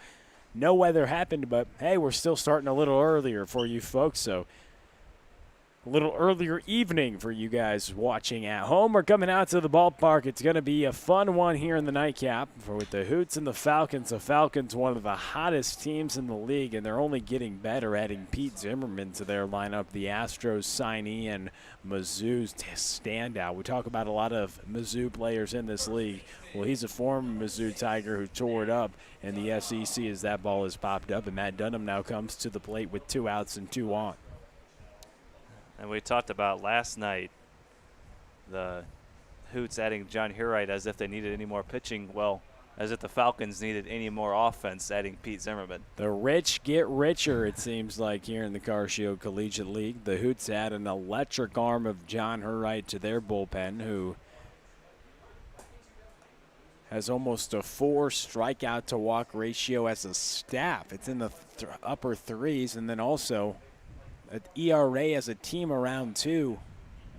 Very stingy arms. You're going to see Jamie Young, the arm for the Hoots. They're trying to get some runs for him first here in the top of the first. And these Hoots hitters, they were watching Scoro warm up. Everybody was waiting for Scoro to start this ball game, and all the Hoots hitters, not all of them, the top of the order was out there, and they were trying to time him up. They were watching what he was throwing, and you wonder if that plays a factor into how they're seeing the left-hander now as that breaking ball misses. Just missed, though. 1 ball, 2 strikes with 2 outs and 2 on for Matt Dunham. Dunham starting to get going, a couple home runs. These past couple days, he's shown power to the opposite field, and he pulled a home run as well. He takes another pitch upstairs and evens the count at 2 balls and 2 strikes with 2 runners on the base paths. Martin at second, Neville at first. Scoro on the mound trying to work out of a jam here in the top of the first. Scoro comes set, takes a look, and delivers the pitch. Just a little outside. It seemed like 3 borderline pitches on 0-2. Dunham battles back to 3 balls and 2 strikes. You wouldn't have been surprised if he got rung up on any of those pitches, but Dunham's battling. And 3 balls and 2 strikes. He's laying off, we should say. And what does he do here? The payoff pitch awaits. 3 balls, 2 strikes, 2 outs. Martin at second, Neville at first. The kick in, they're off. But a swing and a miss by Dunham, and a couple runners are stranded. Out of the first we go, a couple stranded. Scoro works around. A hit by pitch and a single. No score. We go to the bottom of the first.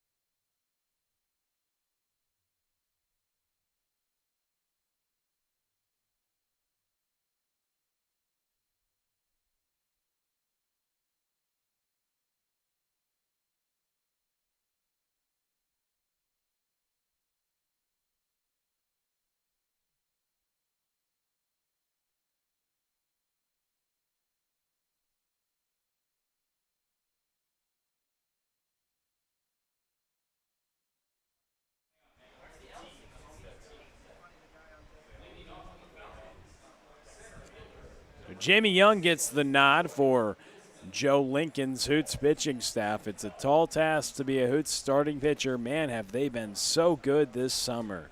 Keller, Cleveland, Stewart, and Turback. The one I probably should have mentioned first.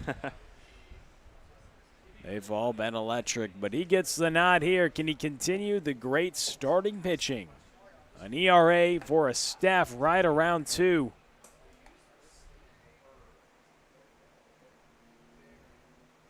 A 206 earned run average, and Joe Lincoln deploys the baseball to Jamie Young.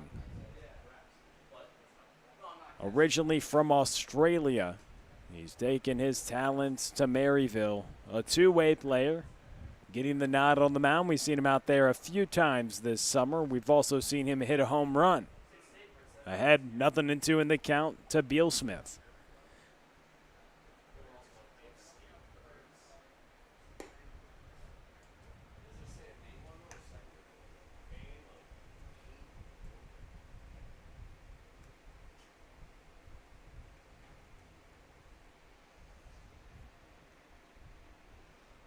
One ball, 2 strikes. Young. Pitch foul back.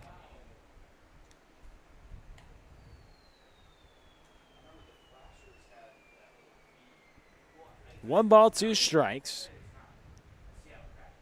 Young is working to tie Stouse tonight. We talk about this great Hoots pitching, but they've had great defense as well. Another strikeout. He gets him on the breaking ball. Beal Smith walks back to the dugout, leading off the bottom of the first with a strikeout. Now making his debut in the Car Shield Collegiate League, Pete Zimmerman. Pete Zimmerman broke through in his final season at Mizzou. Hit .333 with 9 runs scored, 5 doubles, 4 home runs, 17 runs batted in, and 4 stolen bases.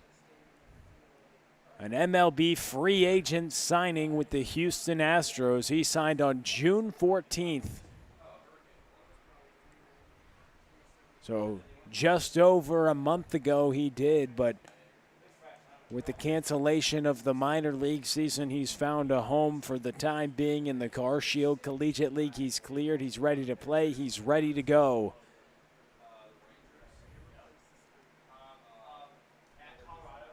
A big-time bat. Spent some time at San Jack, the powerful junior college. This ball skied into the air toward right field. Camping under it and making the play in right. There's Andrew Keck out there. So the ball will find you quickly when you're in a unique position, at least for what we've seen. Keck in the outfield. We've mainly seen him catch or be the designated hitter, but he catches the big fly from the Houston Astros signee, Pete Zimmerman. He's seeing Mr. Ty Stouse behind the plate. Actually, his brother stepping to the plate now, but we've seen Ty in right field a little bit. He's played a few games out there. Both of these catchers, Stouse and Keck, who's normally a catcher, both of them are very, very good athletes, so nothing they can't handle. Oh, yeah, Keck has been impressive. The way he can run as a catcher, very incredible. 5 stolen bases already this summer. Pete Zimmerman, he was a class of 2016 graduate. He was ranked as the #1 third baseman in the entire state of Missouri. Coming up in 2016, he went to Chaminade and then went to SLU, St. Louis University, San Jack, and then to Mizzou, now to the Astros. An interesting career that he had so far, but it seems like it's going to continue to go. Big-time slugger, and we got another one at the plate now, Wade Stouse. A 2-run home run yesterday, and we talk about the bat flips from Schmidt and Olenek, but this is what gave the Falcons the lead yesterday late in the game. The Wade Stouse 2-run shot. They put the shift on him, just one on the left side of the infield, and Stouse gets rung up on the black. Strike 3, a 1-2-3 inning with a couple Ks for Jamie Young. Impressed on the mound so far, scoreless after 1.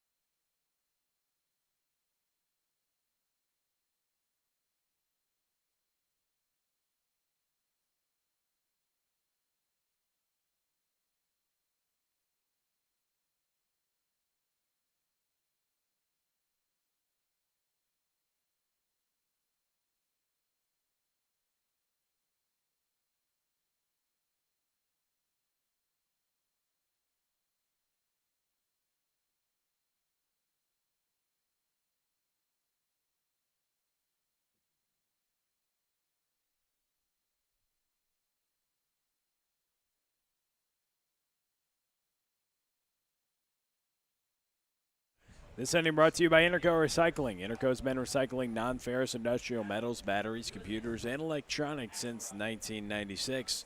The company operates a 400,000 square foot, 45-acre facility on the Illinois side of downtown St. Louis. If your company has large amounts of scrap metals, batteries, or electronics to recycle, you can call Interco Recycling at 1-877-258-3601 or go to the web at www.itcscrap.com. Interco Recycling, a Mellotronics recycler since 1996. Dominic Cusimano, Tyler Bastunas, and Ty Stouse to face Tom Scoro, the redshirt junior, and southpaw for the Mizzou Tigers. That pitch missed outside.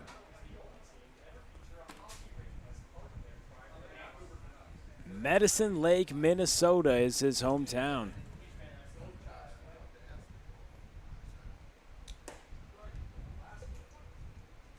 At Northern Iowa Area Community College, he was an all-region honoree.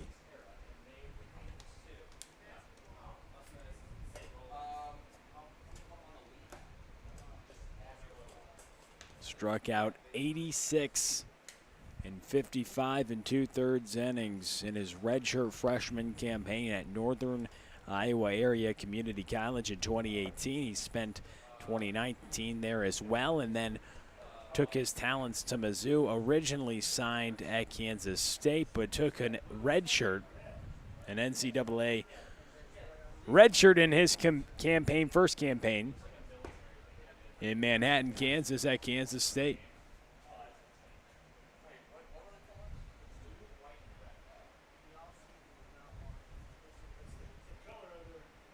The 3-2 offering to Cusimano, and he'll reach base.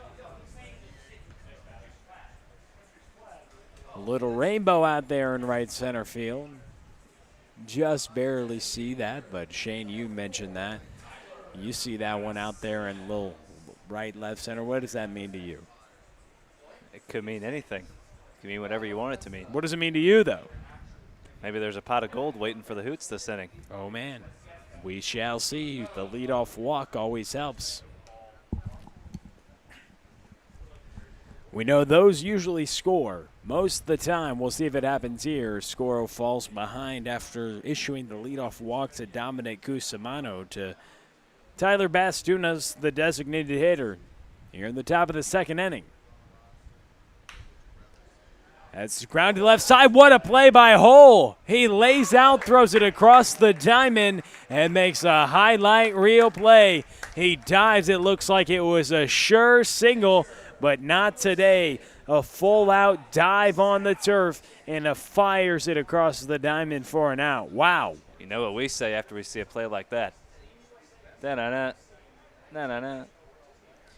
That's a web gem right there for sure. That's incredible play right there from Cade Hole. What range does he have? Man, Purdue's getting themselves a great defensive shortstop. We've seen him put the ball out of the ballpark.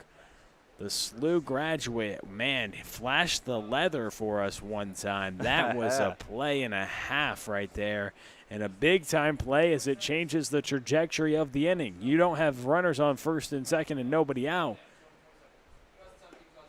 Now there's just one on and one away. You're facing the 8th place hitter, Ty Stouse.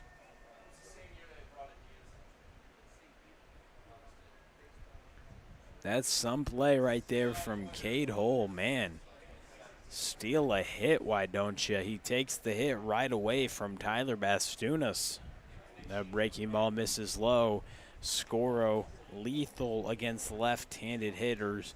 He goes to the breaking ball a couple times. Tough matchup for Ty Stouse. We'll see if he can put together an at-bat and try to drive in Dominic Cusimano to break open the scoring in this game. We're still scoreless, top of the second. Scoro, the starting pitcher, as this is grounded to the right side, now has 2 outs. Scoro does with a runner on third.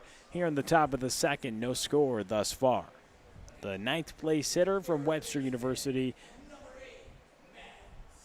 Matt Staker, you hear from the public address. He was a Gold Glover for the Gorlocks, one of the better defensive infielders you'll find around, and he's here at the bottom of the lineup for Joe Lincoln. Here with 2 outs, 90 feet away, the go-ahead run in the form of Dominic Cusimano. Tom Scoro looking to strand that runner here in the top of the second with 2 away. The 9th place hitter, Matt Staker, trying to put together an at-bat. If you can get production out of your 8-9 hitters and try to start a rally here to flip things over to that deadly top of the order with Chase Krogman leading the charge. He's on deck. That would be huge for the Hoots. We know how good their pitching has been. Jamie Young with a couple of strikeouts in the first. He looked sharp. It's just been a storyline. It's been a trend so far this summer about those Hoots pitching. We'll see if Staker pulls the trigger 2-0. A swing and a miss.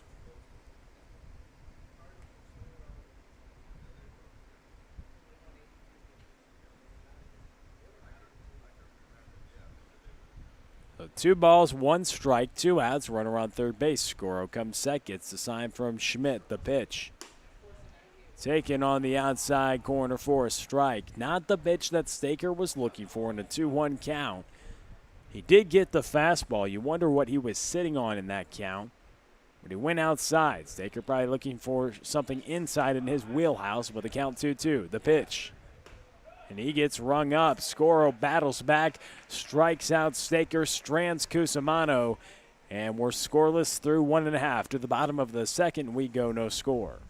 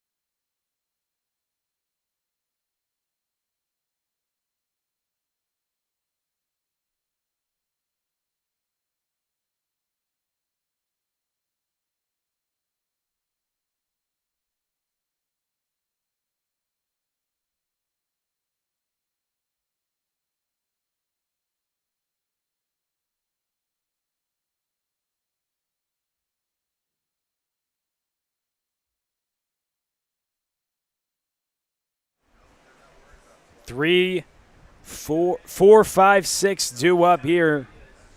Ben Swords, Austin Schmidt, and Cade Hull. These Falcons, middle of the lineup, the best in the league. It's not really close when you look at how thick the middle of the order is. Now they add Pete Zimmerman. You start to wonder, how can you start to play everybody? How can you get everybody in the lineup? David Olenek, Michael Long, names that aren't in the lineup tonight that are guys who produce at a high rate for this lineup. But Pete Zimmerman, Wade Stouse, Ben Swords, Austin Schmidt, that is a thick middle of the order that can do some damage.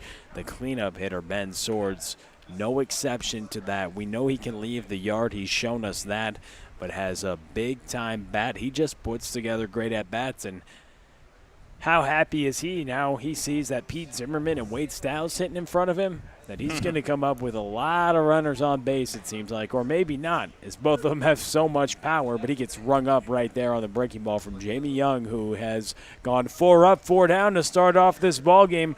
All the talk about the offense, he's kept them quiet early on. That's a tough task first time around in the lineup. But a tougher task, one of the toughest outs in the league. Austin Schmidt comes to the plate, hit his league-leading 6th home run of the summer with an emphatic bat flip to cap it off. You can go watch that back on social media at CarShield CL, and you probably should. That one was impressive. He took the lumber all the way toward first base and pimped it up in the air, walking around the base paths, and there was a little bit of emotion in that last inning. The Falcons looked like they were on a mission, and oh, indeed they were, as they hit 3 home runs in the second to last inning of the game. And ran away with it. The Falcons are hot. They're on a little win streak. Does it continue tonight? We shall see. 4 games in a row they have won. That rainbow looking a little more visible there now in right field. As this ball's drilled toward left, Austin Schmidt continues to produce. Cade Hull now to the plate with just 1 away. One of the rare times you'll see him come up with nobody on base. You know, he'd like to get that base hit with a couple runners in scoring position, but he'll take the base hit. The league leader in runs batted in, Austin Schmidt, with a 1-out single. RBI and home run king so far this summer for the Lindenwood signee Austin Schmidt. He gets on base, Cade Hull, who made a highlight reel play last inning, stealing a base hit. We'll see if he can get himself a base hit here. 0-1 the count. The pitch. That's hit toward the right side. Matt Dunham's tracking for it, but not for long as it's out of play. Karem's back into play. And Dunham catches it after a hit on the concrete over and out of play area. But unfortunately, for the Hoots' sake, that doesn't count as a catch, as you have to catch it in the air. So 0-2 the count to Cade Hull. Runner on first is Austin Schmidt. No score here in the bottom of the second inning. The breaking ball is fought off by Cade Hull. Good swing right there. I've been really impressed so far with the ability of some of these rising freshmen to put together good at-bats against big-time arms. You saw Ryan Malzahn, who's a rising freshman, who's taken a fifth-year senior John Hurright deep. You see Cade Hull with a swing and a miss right there on Jamie Young, but nonetheless, they put together good at-bats, and that's very impressive as Ian Hickman comes to the plate with 2 outs. How about the strikeout stuff Jamie Young's got working this evening? 4 strikeouts. He's got 2 of them looking, 2 of them swinging, doing it in every fashion. Breaking balls, fastballs. The first offering to Hickman gets behind the catcher Stouse, and Schmidt will trot into second base in scoring position for Ian Hickman. And Young is very deceptive. He kind of, as he's coming towards the plate, kind of leans back a little bit, and the ball comes out right from his ear, right over the top of his head. It's tough to pick up.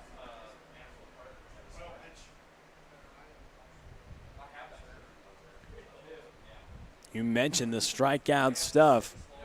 This ball once again scoots away from Stouse. He had no chance. The wild pitch advances Schmidt now to third base. So 2 pitches and 2 bags that Austin Schmidt advances to after 2 pitches get to the backstop.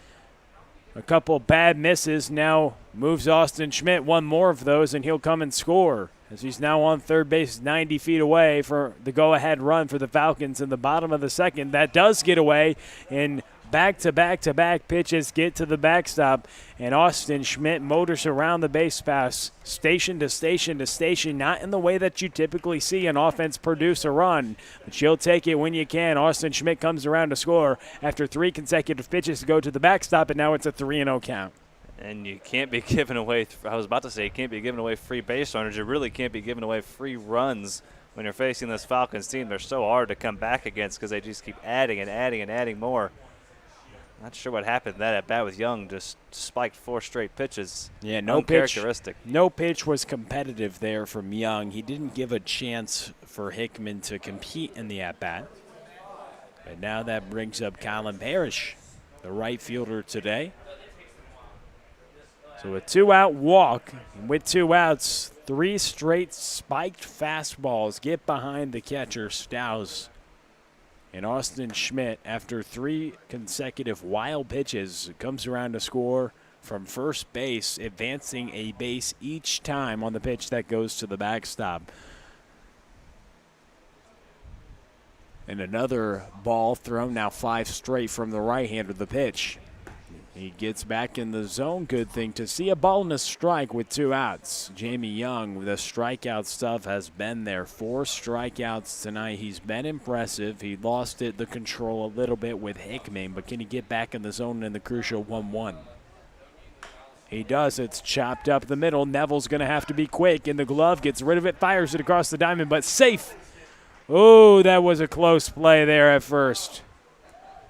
Oh, man. Neville thought he had him as the Hoots did. A lot of them started going toward the dugout, but safe is the call. And Nick Hoffman coming to the plate. Close play there, Shane. Very, very close. Neville kind of got a late break on that, too. He played the hop nicely, maybe laying back on it just to get a good hop, and he's got one heck of an arm and made that play really close. But an infield single for Colin Parrish. He's acting like he's stealing, but now he's a deer caught in the headlights. He may not have realized that a runner was on second base, so he'll get to second. There's 2 outs, so this should be the end of the inning for the Hoots. And he is out. Do they want to get 4 outs? 3 out, boys. They were thinking about getting 4 outs. People were forgetting things. It looked like Colin Parrish forgot a runner was on second base. Lord. Or some miscommunication somewhere, somehow. A weird, wild, bizarre ending to that inning. I hope we captured it all for you there on CCL TV. You'll capture more baseball. We head to the middle innings. Shane Holsey talks about it next on CCL TV.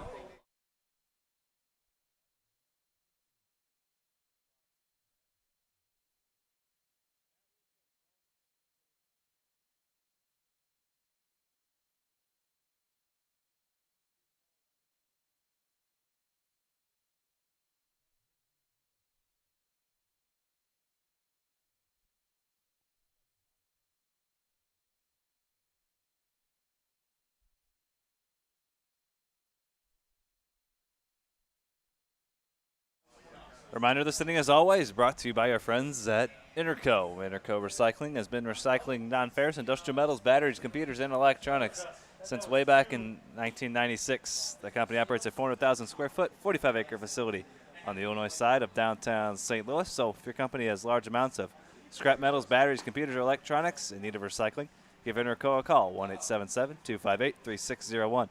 Or head to itcscrap.com. Interco Recycling, a metal trunks recycler since 1996.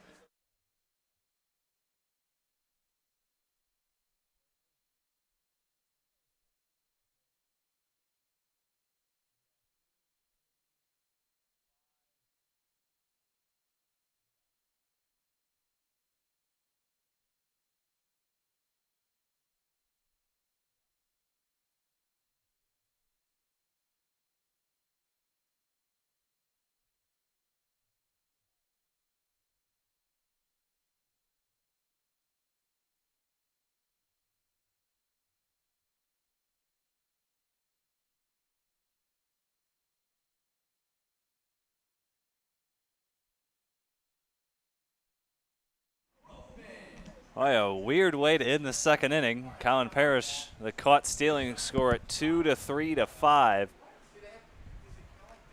Actually, they tagged the runner between second and third, so technically a caught stealing on Ian Hickman. He's out for the third out. And Chase Krogman looks at a strike.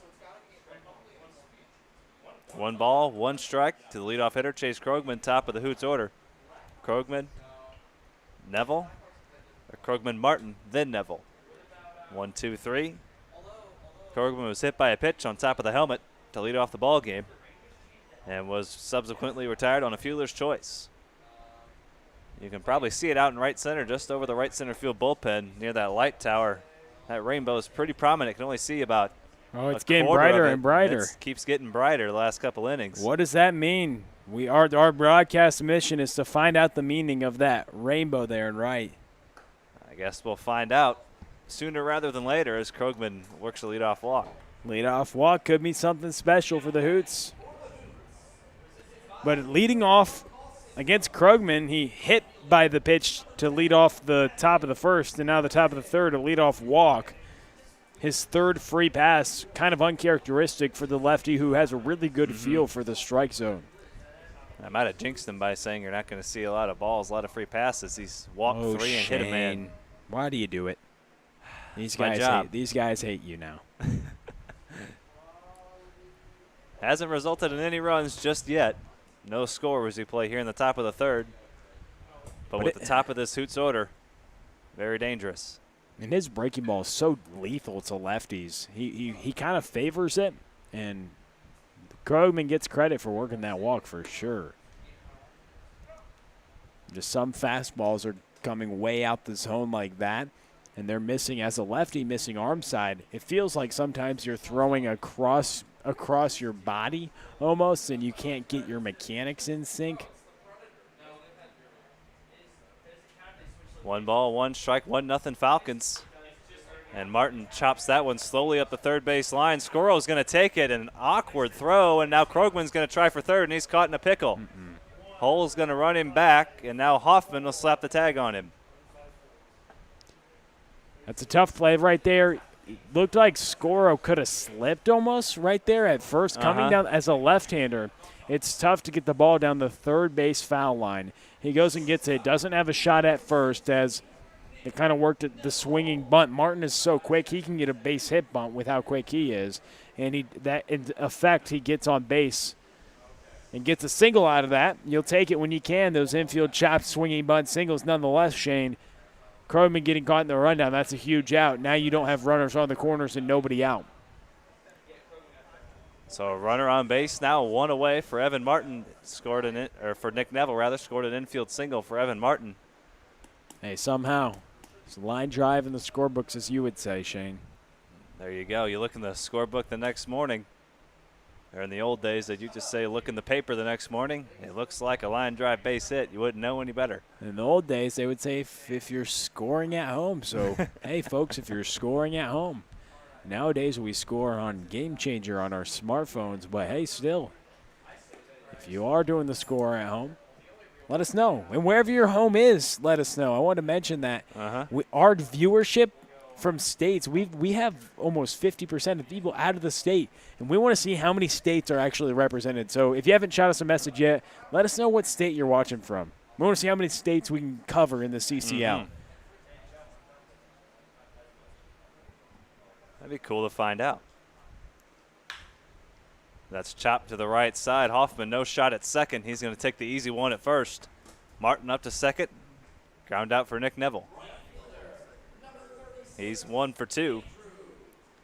Base hit back in the first inning. So he's retired for out number 2. And Andrew Keck will be the hitter with runner on second, 2 away. And Kevin Riley watching our stream pointing out we have a double rainbow now. If you look over just over the car shield sign in right field, just the faintest of rainbows over there. So a double rainbow, in fact. The one in right center you can see pretty well. The one in right just over the car shield sign, very faint, but it's there. Maybe those rainbows meant some weird plays on the base pass. We've had a couple the last couple half innings. 1 ball, no strikes. 1-0 Falcons here in the third.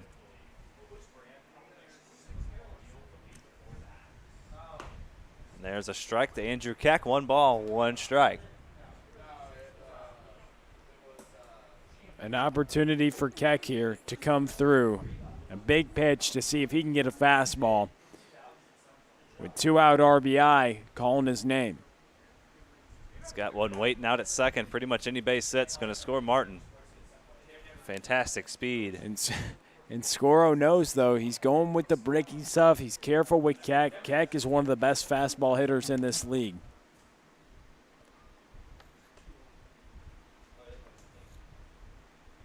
Two balls, 1 strike. The left-hander Scoro delivers to Keck. Chops slowly to the right side. Wade Stouse, little PFP, and Scuro gets over just in time. So the Hoots straying a base runner. We head to the bottom of the third. 1-0 Falcons through 2.5 here on Car Shield Collegiate League TV.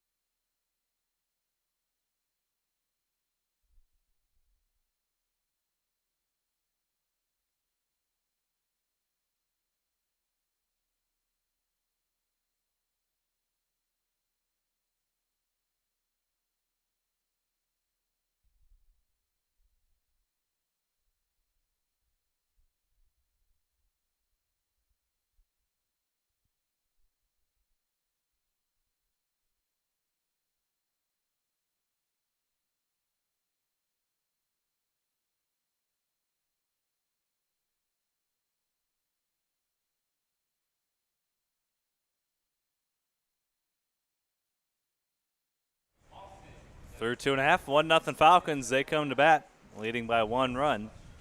Austin Schmidt came around on 3 straight wild pitches and scored the only run of the ball game, 1-0 as we play here in the bottom half of the third. Nick Hoffman leads things off against Jamie Young.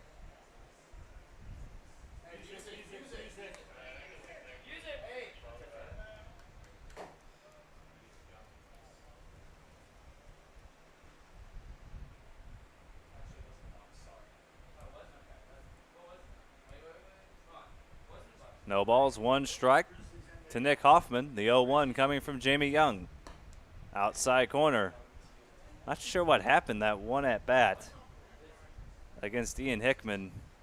Young just spiked 3 straight pitches, and then looks like he's been fine ever since then. Yeah, it was just randomly at bat. Maybe he's been cruising otherwise than just 4 straight spiked pitches, but it did cost him a run as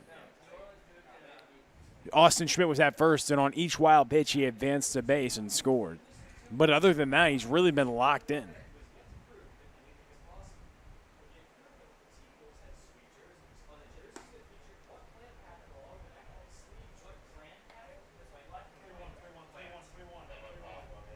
Three balls, 1 strike the count on Nick Hoffman.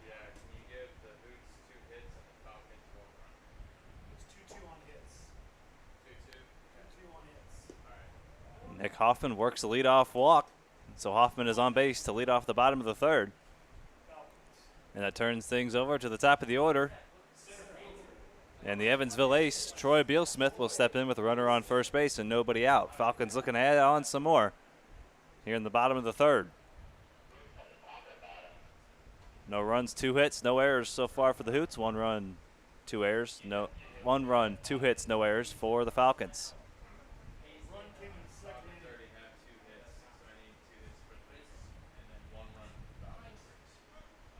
Hoffman bluffs a steal attempt, and Bealsmith looks at a breaking ball down and away.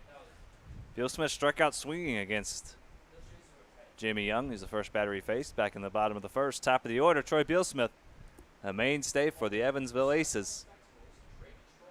6 foot, 170 pounds out of DeSmet Jesuit High School. Weldon Spring, Missouri native, and he started every game for the University of Evansville the past couple of seasons. This was his redshirt senior season this past spring.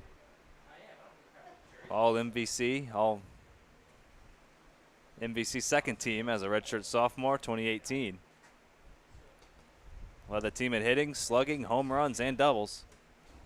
So he can do it all.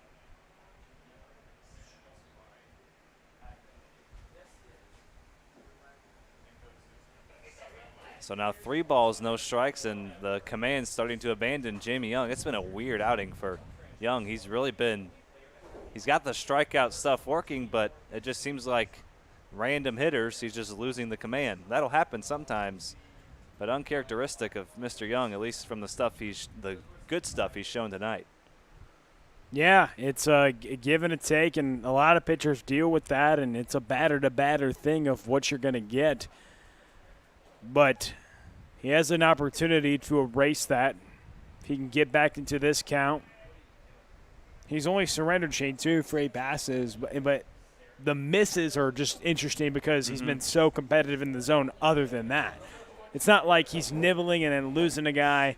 It's like hit or miss. It seems like he strikes him out in 3 pitches or the walk that's not competitive at all. Bealsmith swinging 3-0, and he pops it into right field. Andrew Keck near the line makes the catch.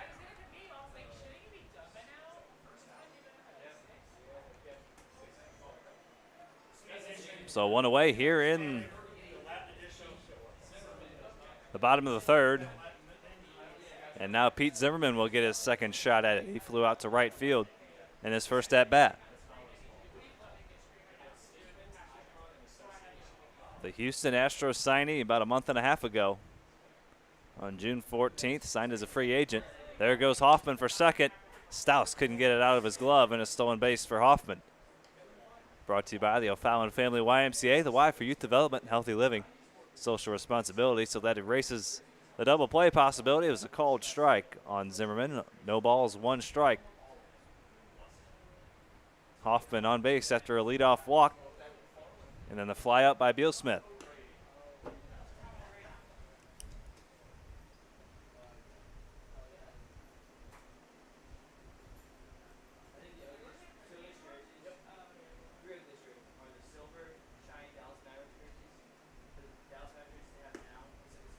Swing and a miss. There by Zimmerman for Hoffman. That's his 5th stolen base of the summer. He's yet to have been caught. As a team, the Falcons now 27 stolen bases. And that's the 17th game. The 1-2 outside. This is a big at-bat here for Young. New player and Pete Zimmerman into this league. We know, as you mentioned, a professional ball player. And in this situation, the Falcons could extend their lead. He swings through that one, so Zimmerman 0 for 2. And he goes down on strikes, and that brings in Wade Stouse with 2 away.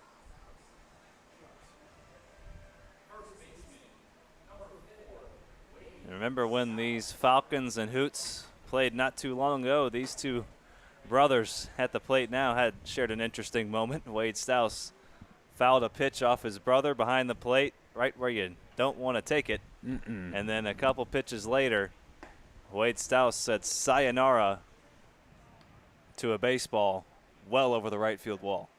And that doesn't feel good, hitting him right in the family jewels. It was not a good feeling for Ty, and then not a good feeling to see his team go down by a couple more runs. Stouse can launch the baseball.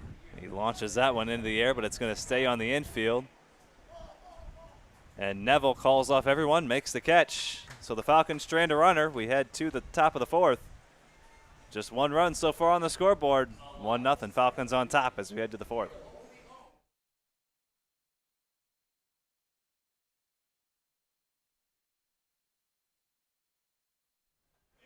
This inning once again brought to you by our friends at Interco Recycling. They've been recycling non-ferrous industrial metals, batteries, computers, and electronics for almost 25 years, since 1996. Their 400,000 square foot, 45-acre facility is just on the Illinois side of downtown St. Louis, so give them a call, 1-877-258-3601, or head to itcscrap.com if you have large amounts of scrap metals, batteries, or electronics in need of recycling. That's 1-877-258-3601 or itcscrap.com. Interco Recycling, a metaltronics recycler since 1996.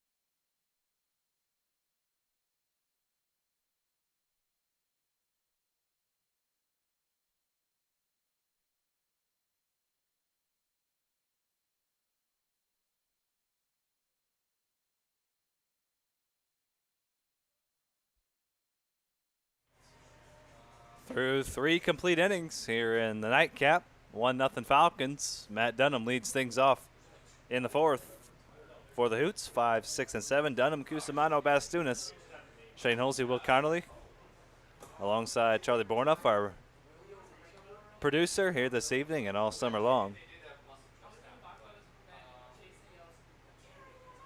Myself, Shane Holsey, and Will Connolly bringing you the action all summer long here on Car Shield Collegiate League TV as Matt Dunham swings through that pitch for strike 2. Dunham has hit a home run in back-to-back games. His only 2 home runs of the summer have come the past couple of nights. And the Hoots working on a streak of tie two. They've tied the last 2 ball games they've played the past couple of nights. And there's a check swing and a miss by Dunham. Scoro has settled nicely into this ball game.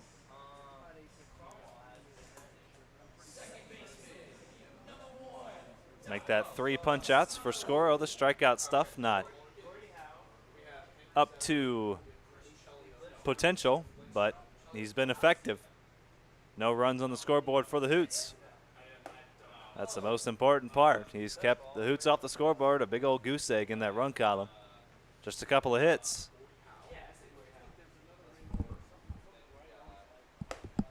There's a ball to Dominic Cusimano. 2 balls, no strikes. Scoro, 46 pitches through the first 3 innings. A couple of strikeouts, couple of walks, couple of hits, and that's it. In danger of walking Cusimano here, 3-0. The 1 run for the Falcons coming on 3 straight wild pitches in the same at-bat. While Ian Hickman was at the plate, Austin Schmidt advanced the base on 3 straight pitches, came across the score to make it 1-0, and that's where we've sat ever since. That was in the bottom of the second. A 1-out walk here to Dominic Cusimano, and the Indiana State Sycamore gets on base for Tyler Bastunas.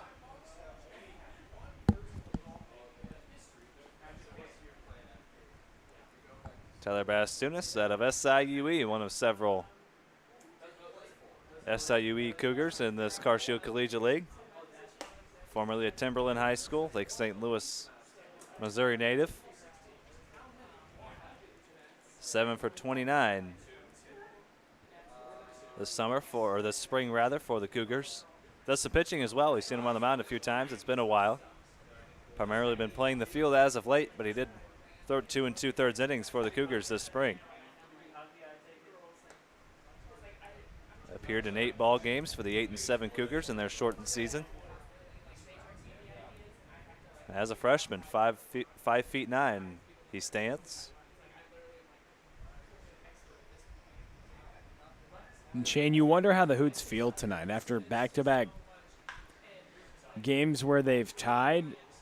It's hard to know how to feel after you tie. It's kind of just like, meh, you know, like you didn't win, but you're you not didn't upset, lose. But you're, yeah. It's but a weird feeling. It's like you are upset.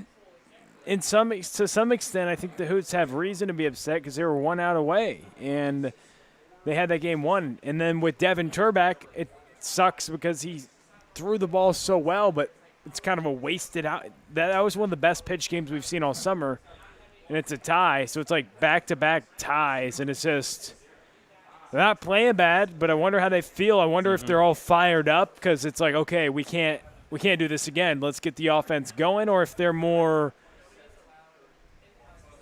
have a different mindset. What would your mindset be after 2 straight ties? It's kind of an awkward because you're not excited as Bastunas swings through that one, but you can't really be upset because you didn't lose. Last night might be a little different. It happened in 2 different ways. They were trailing in the first one, and Dunham hit a 2-run homer to come back, so maybe you feel a little better about that you fought back into it. But the game last night, you had a 3-run lead and had the other team down to their final strike in the last inning. So it's kind of it's still a tie either way, but it's kind of 2 different feelings you have. You feel a little better at the one maybe that you came back in versus the one that you had a lead and let it slip away. That's just a thought, food for thought. Well, yeah, it's interesting to see what their mindset would be after that, and just 2 wonderfully pitched games. I mean, the staff through 2 games, both have gone extra innings. They've only used 3 pitchers. The bullpen is healthy. The bullpen is ready to go. And we're going to see the Hoots again carve this week. They're going to be on the mound. They're going to be well. They got Jamie Young, but then you're going to see back to the rotation. An interesting thing is Cleveland, who's been one of the best pitchers this summer in this league, has made his final appearance. He's no longer with the Hoots, and the squad sucks that for the Hoots' sake that was his last outing, but he carved all summer long a minuscule sub-1 earned run average, I believe. I mean, he's been great. But they still have Jackson Keller and Devin Turback, and we always count down the days till we get to see those individuals. Fun to watch. We love a good pitching matchup. Maybe a little biased because former pitchers, of course. But we all do. We got a good pitching matchup tonight. 1-0 ball game. 1-0 ball game here in the fourth. We're talking about all these pitching matchups, and one is right in front of us, Shane. But it's a good one. There's a called third strike. Scoro through 4 shutout innings. Here in the nightcap, we're halfway done. Falcons hanging on to a 1-0 lead here on Car Shield Collegiate League TV.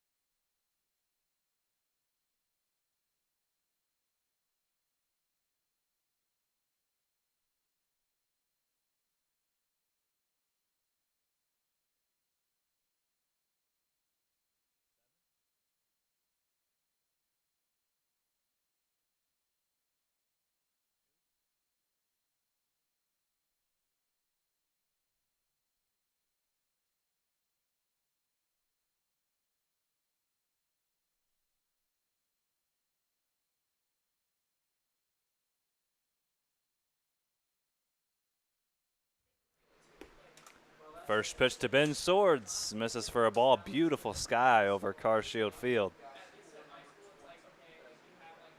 And a beautifully pitched ball game so far, 1-0. As we're through 3.5, Ben Swords leads things off. Swords, Schmidt, and Hole. 4, 5, and 6 in the Falcons order.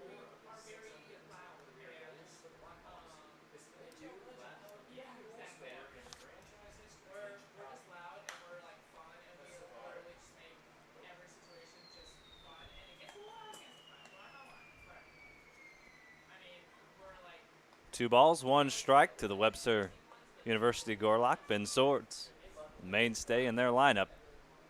111 straight games started. Doesn't ever miss a game.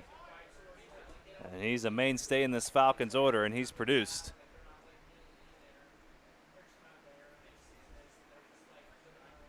So far this summer, 15 for 38, good for a .395 batting line. That's tops on the ball club.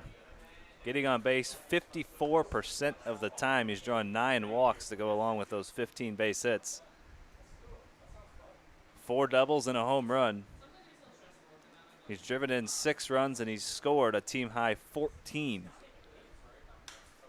And he pops that one down the first base line. That's going to stay in play. Dunham giving chase and an over-the-shoulder catch. What a catch by Matt Dunham. Shades of Willie Mays right there. Oh, my. What a catch over the shoulder. Wow. We've seen some defense tonight. Oh. That contributes to why we've seen ourselves a pitching duel so far. Shades of Mr. Mays right there. Wow. You like that to see that from the first baseman. Oh, yes. Who says they don't got range? Yes. Mr. Dunham.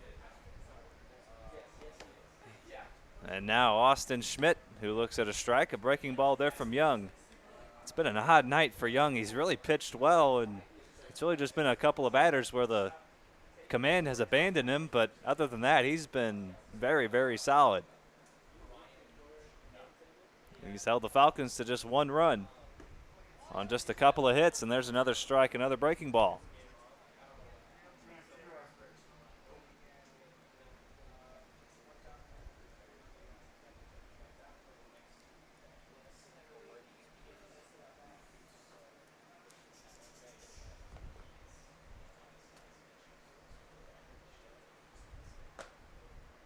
No balls, 2 strikes. 2 straight breaking balls from Jamie Young to Austin Schmidt. What does he go to here? 0-2. Maybe another. Does he triple up? He goes with the fastball and spikes it. And it's kind of like, it's fun to see. It's like an interesting little story, miniature story within every game. How's each pitcher going to approach Austin Schmidt? He's hit breaking balls. He's hit fastballs. He's hit. So you could throw the kitchen sink at him. Who knows if he could probably hit that too. Oh, my. Where did that pitch miss? So to see how they approach him, even in an 0-2 count, when he's down after a couple breaking balls, he nibbles. He battles back. Man, it's fun to watch just to see how each pitcher wants to approach him. And he goes down looking there. Young got him on an outside fastball. Schmidt is saying that's outside, but it's a called third strike in the eyes of Old Blue behind the plate. I think he was maybe looking after 2 straight breaking balls to go back to the breaking ball because he missed with a couple fastballs, and he was timing up for that on a 2-2 count. And he didn't come inside with 2 strikes like Young has been doing tonight. He paints the black, so give him credit. A good pitch right there. That is on the black. I'd say that's a good call for strike 3 right there. He paints it. He gets the paintbrush out and does a good job dotting and spotting. You love to see it. A little bit off the plate still with 2 strikes. Got to be protecting there. Got to find a way to foul that pitch off, but credit to Young for painting a good pitch. That's 6 strikeouts on the evening for Young. There's a swing and a miss, a good breaking ball. He's had that breaking ball working. It's really just the fastball command that's abandoned him at times. And give credit to Young for getting out one of the best hitters in the league, and that's what you have to do. You have to paint a fastball. That's a tough pitch for a hitter to swing at on the outside black. There's another breaking ball, and Hole swings right through it. That's he's got 2 swings and misses this at bat on nasty breaking balls. Does he triple up here? 1-2, looking for strikeout number 7. Not just yet. Ouch to Ty Stouse. He went down to block that, and it got caught a little bit of the thing you don't want to catch, the hand, not the glove, and that one will sting a little bit. And the umpire, kind of a courtesy, goes and talks to Young to see if that stinger won't go away for a second, but he'll be there for a little bit. He'll feel it for the next couple of hitters, but for his sake, Young trying to retire this hitter and let Stouse work it out on the bench. The 2-2. He will. Strike 3. Strikeout number 7 for Jamie Young through 4 innings. Pitcher's duel on our hands. That's what we've got. Through 4 innings, just 1-0 Falcons. Hoots will try to get on the scoreboard in the top of the 5th.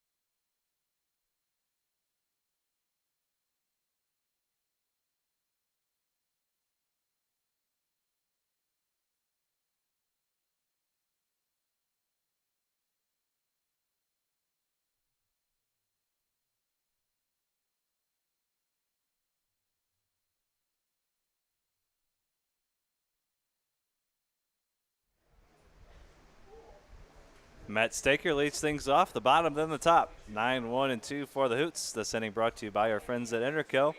Give Interco a call, 1-877-258-3601 for all your recycling needs.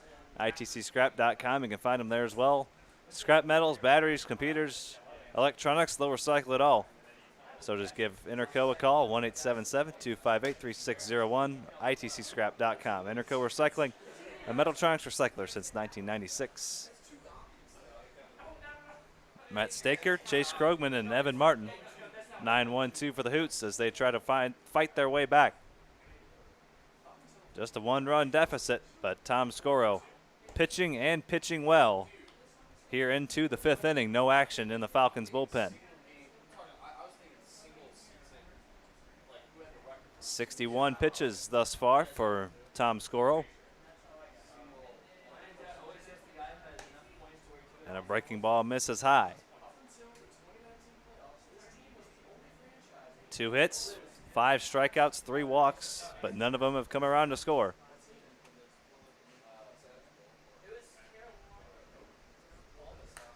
Staker fouls that one back.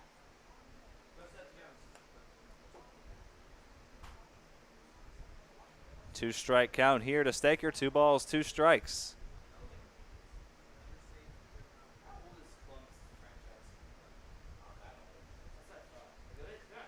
And a swing and a miss. Staker was late on that pitch, and he goes down. 6th strikeout for Tom Scoro.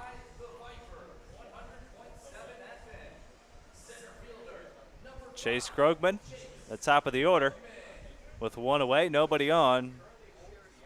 And the struggles continue for this Hoots offense. It's been kind of hit or miss. Sometimes they score just enough, sometimes not quite enough. Couple of ties the last couple ball games. And Chase Krogman will try to get something started, 3rd time through the order for Scoro. How does he handle things? Do the hitters change their approach? And that breaking ball gets away from Scoro. 2 balls, no strikes. Krogman has been on base a couple of times. No official at bat, a hit by pitch, and a base on balls. And you were we're dovetailing into that topic about how is he going to approach it now, facing the lineup one more time. It's a tough task, especially against Chase Krogman. But one advantage that Scoro has, the southpaw, he does a really good job of getting left-handers out by coming in on their hands. He has a great breaking ball, and I think he's going to need to maybe favor that more the 3rd time around facing this lineup. Wants to give him something else to think about up there at the plate, the 2-1. Then with the off-speed pitch, missed just high. And these are important innings. We've seen these nail-biters come down to the end, but when you have the top of the lineup up, you think about this is a prime opportunity for the Hoots to make some noise and try to get back into this game, just down by a run, but just 2 hits tonight. There's a called strike on Krogman. 3 balls, 2 strikes. A little late right there on the call from the umpire, but nonetheless, I guess it was in the K zone. We don't have a K zone like Fox Sports Midwest does, but I believe it was likely close, but nonetheless, Krogman thought otherwise. 70 pitches thus far for Tom Scoro through 4 1/3. Working in a full count here against Chase Krogman, who's reached base a couple of times. The kick and the 3-2. Walked him that time. Krogman thought he had ball 4 the pitch before. He just makes him throw another one and looks at ball 4's 3rd time Krogman's been on base. 2nd free pass.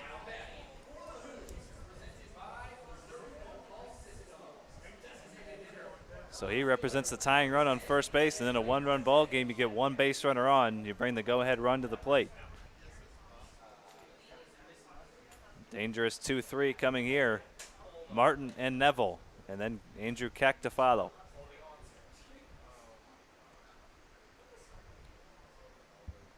Runner on first, 1 away here in the top of the 5th. Just 2 hits aside for each of these ball clubs. And the man at the plate, Evan Martin, has 1 of them. And the man on deck has the other, Nick Neville, both singles.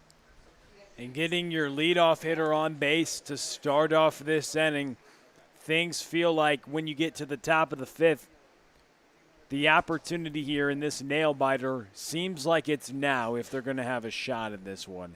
And obviously every team alive with a one-run ball game, but with the heart of the order up, this seems like the prime time.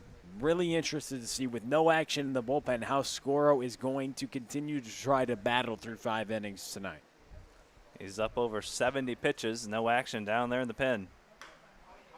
Martin chops that one foul. 1 ball, 1 strike. Martin, a .351 hitter, coming into play, getting on base 40% of the time. Just 1 extra base hit, but he hasn't needed many extra base hits. He's scored 9 runs, which is tops on this Hoots ball club.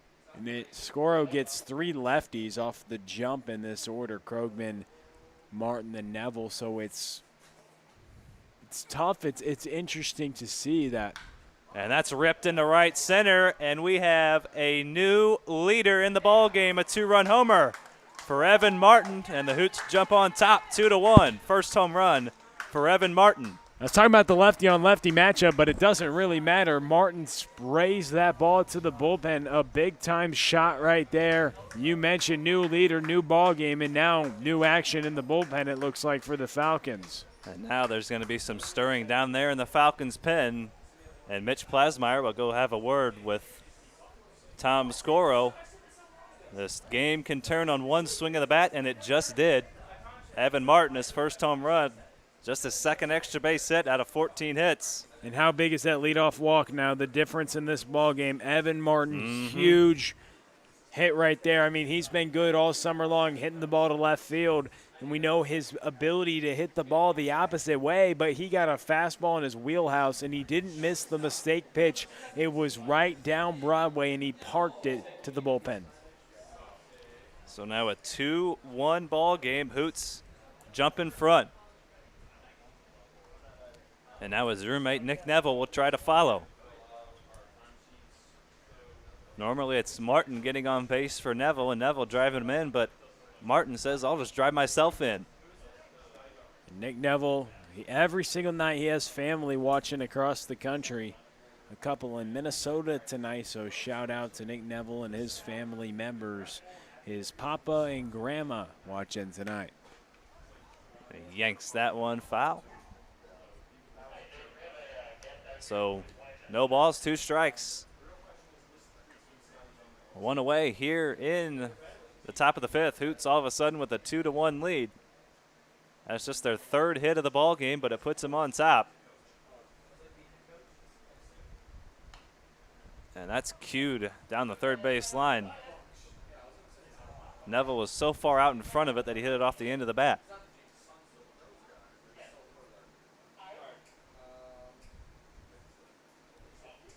We thank Nick Neville's family and all the friends and family of these fine ball players tuning in this evening, watching all around the country.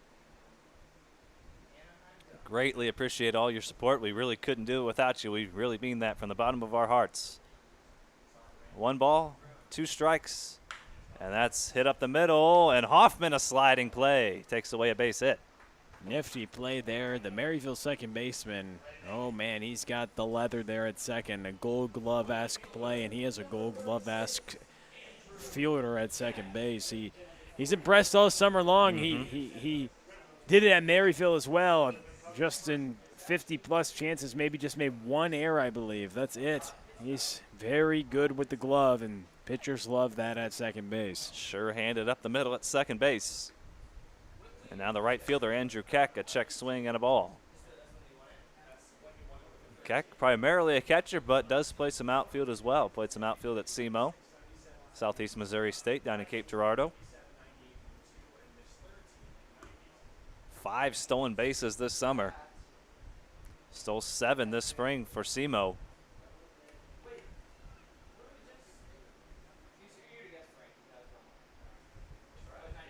He's a big guy, 6'3", 200 pounds, but very, very good speed, very good athlete. 2 balls, 1 strike. Keck trying to get something started here with 2 away. The 2-run homer by Evan Martin.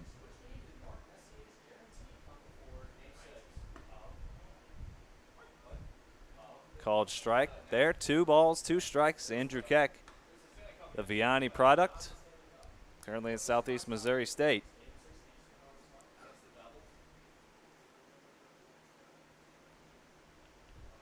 '70 at-bats at SEMO this spring. And he looks at a ball there. 3 balls, 2 strikes, 4 doubles, a homer, 7 stolen bases.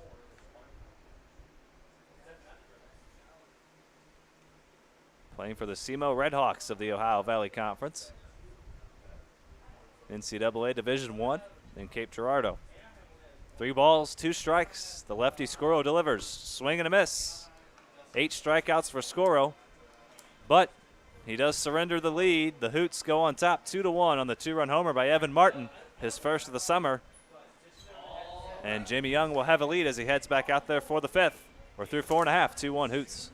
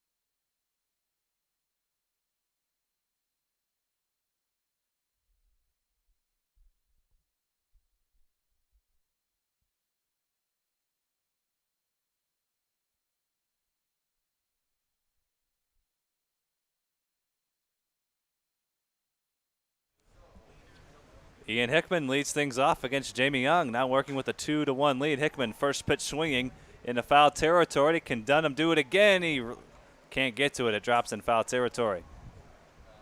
He made a nice catch down the right field line over the shoulder last inning. Can't quite make that play. It falls for a strike. The new right fielder, Alex Hoff, forgot to tell you about that change back in the 4th inning. Alex Hoff, the new right fielder, replacing Colin Parrish. He's in the on-deck circle. Hickman, Hoff, and Hoffman, 7, 8, 9.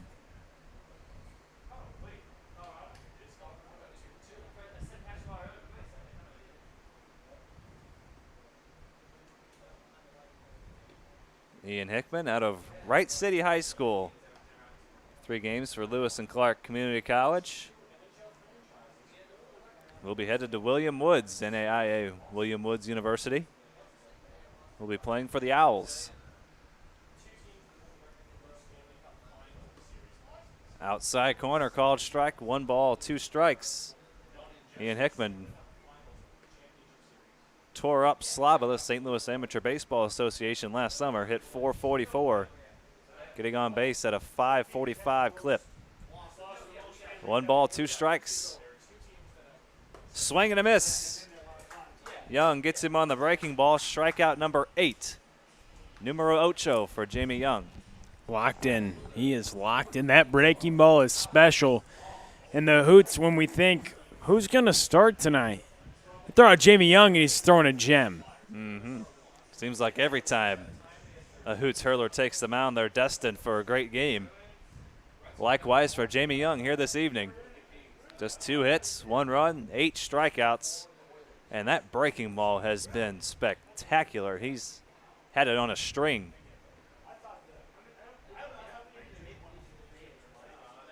No balls, 1 strike to Alex Hoff. The other day came off the bench and hit a home run. What can he do here?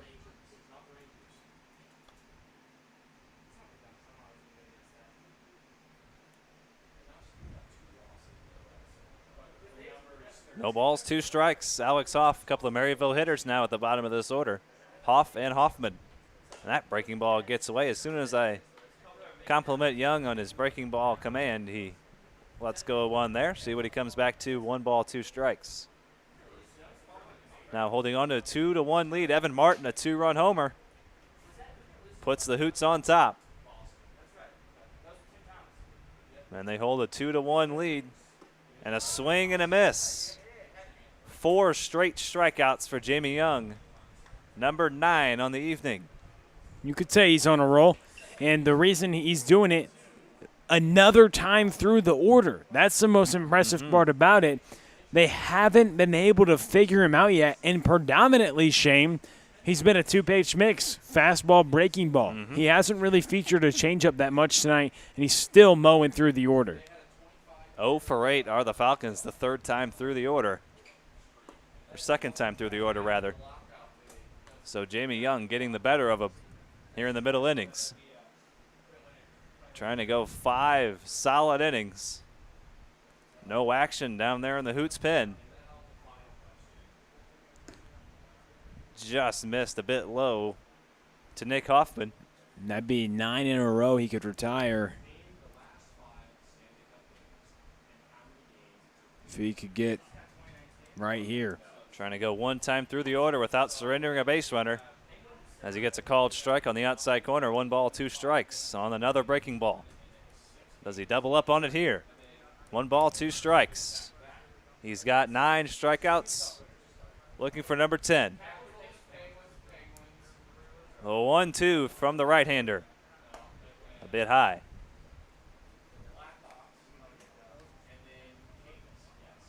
The Melbourne, Australia native has impressed on the mound. He's impressed at the plate as well this summer. Turning in a fine performance on the hill for the Hoots tonight. The 2 ball, 2 strike offering. Just missed. Hoffman has worked the count full. Trying to extend the inning to the top of the order, Troy Beal-Smith. Young trying to go 1 time through the order without surrendering a base runner. The 3-2. Outside, he walked him. 3rd walk issue tonight for Young. So now back to the top of the order, Troy Beal-Smith, and now the tying run on first base. Beal-Smith 0 for 2 on the evening.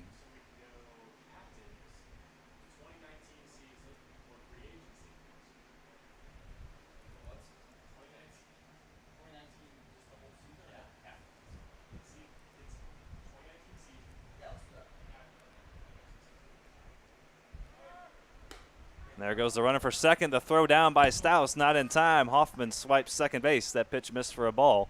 1 ball and no strikes. Big thank you to Brady Walker's parents, Kevin and Renee, for tuning in this evening from Kansas. We appreciate their support, and their son has been one heck of a ball player so far this summer. They have family listening all over the country in Kansas and Texas, so we appreciate the Walker family for tuning in this evening. Haven't needed to see Brady here this evening, but Jamie Young has been spectacular. Might see him later, but isn't might that cool? We say that. We get 3 Minnesotas, a couple Texas, a couple Kansas. Pretty fun to see all across the country. And a check swing and a strike 3. 10 strikeouts through 5 innings for Jamie Young. He's rolling right through this Falcons order. We head to the 6th inning. Will Kinerly will tell you about the last couple innings. 2-1. Hoots lead it. They're coming to bat looking for more. You got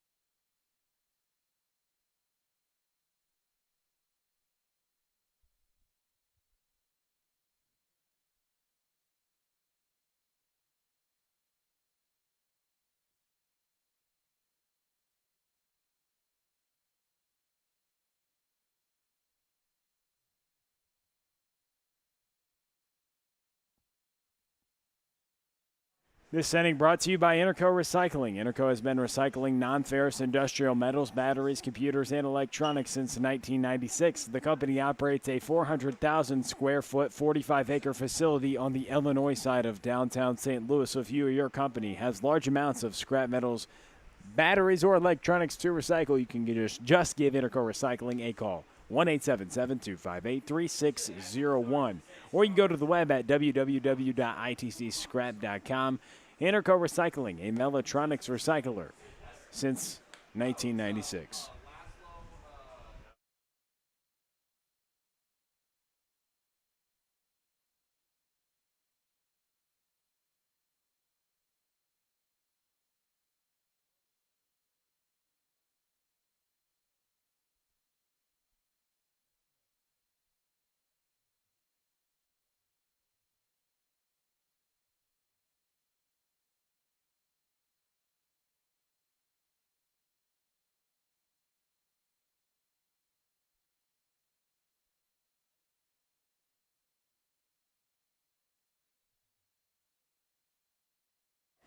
Matt Dunham, Dominic Cusimano, and Tyler Bastunas will now face the new hurler into the ballgame, the right-hander Sam Grace. So Tom Scoro, 86 pitches through 5 innings of work.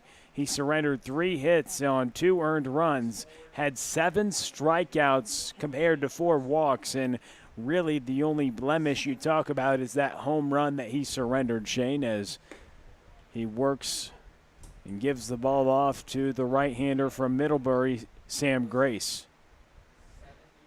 Matt Dunham with a couple strikeouts tonight. We've seen his bat come alive a couple days with consecutive home runs he's had as he fouls that one back. Getting the power going, Dunham, the St. Louis University Billiken commit. As Dominic Cusimano waits to hit next. Grace getting the signs from Austin Schmidt. It's gotten late once again, and we've got ourselves a close game. Could we have 3 straight games where the Hoots go to extra innings? They've tied back-to-back games, trying to get off that consecutive tie streak and potentially come home with a victory. If they do, they would have to thank Evan Martin with a big-time blast that he had. Matt Dunham at the plate. He fouls that one away. We usually talk about winning streaks, losing streaks, but the Hoots on a tie streak, 2 straight games with a tie. Not something you say too often, especially in the game of baseball. Yeah, something definitely unique, but here in the Car Shield Collegiate League, all the things we thought we knew, we're starting to find out about the game of baseball, about these players. It's so fun to see a unique situation and some things happen as that breaking ball pops out of the hand of Grace. Now 3 balls and 2 strikes. We've seen a little bit of everything. I'm sure we'll see more. There's some things we haven't seen that I'm sure will happen over the course of these next 3 weeks. We're far from done. We've seen lots of wacky games, crazy comebacks, walk-offs, pitching duels, everything. As that ball's chopped up to the sure-handed Hoffman at second base, he fires it over to first. For the first out, Dominic Cusimano now coming to the plate. And we've seen crazy last night. One of the crazier, probably the craziest game we saw. The Hoots, it looks like they're going to win the ball game. They break it open in the bottom frame of the 6th. They score runs. They go up, and then 4 runs. They score 3 in the bottom frame of the 6th. The Gems responded with 4. Ryan Malzahn. And we were talking about him during the broadcast, and he said we wanted to come on and have him talk about that swing he had. Shane Holtz, he coined it as the swing of the summer thus far. Down to your final strike, and you hit a go-ahead grand slam, but the game ultimately ends in a tie. But for the Hoots' sake, you could have 3 straight nights where pitching performances are just wasted. Devin Turbeck, one of the best games we've ever seen from a pitcher in this league so far. We take it with a grain of salt, just 27 days into the league, but nonetheless, Devin Turbeck with just an amazing performance. He's been the best pitcher in this league so far for the Hoots, who have a phenomenal staff, and they throw out Jamie Young tonight, and he's doing the same. 10 strikeouts and just 1 earned. Joe Lincoln's got something going with these pitchers. He's doing something well, and we haven't got to the bottom of it yet. We can't explain the excellence that he has with his staff on the mound so far this summer. Dominic Cusimano In the box, looking to get something going for the Hoots. He chops this one as they have a 2-1 lead here in the top of the 6th inning. The right-hander Grace into the ball game. Something's in the water, Gatorade, whatever they're drinking, whatever these pitchers are. Well, there's something in it. The Gatorade, I mean, it has the electrolytes that hydrates everybody else on the field. So I don't know if that's going to be the X factor, but who knows? Their ability to throw strikes and get ahead of everybody has been premier. The only other guy that you talk about getting ahead is someone on the Falcons right back at you. Hoffman slides to get it, but it's still a single for Dominic Cusimano. That ball went rifled right back at the right-hander Sam Grace, but nonetheless, Dominic Cusimano has himself a single that brings up Tyler Bastunas, the designated hitter. He's 0 for 2 tonight. A line drive, a well-struck ball by Dominic Cusimano. He's on first base with a 1-out single.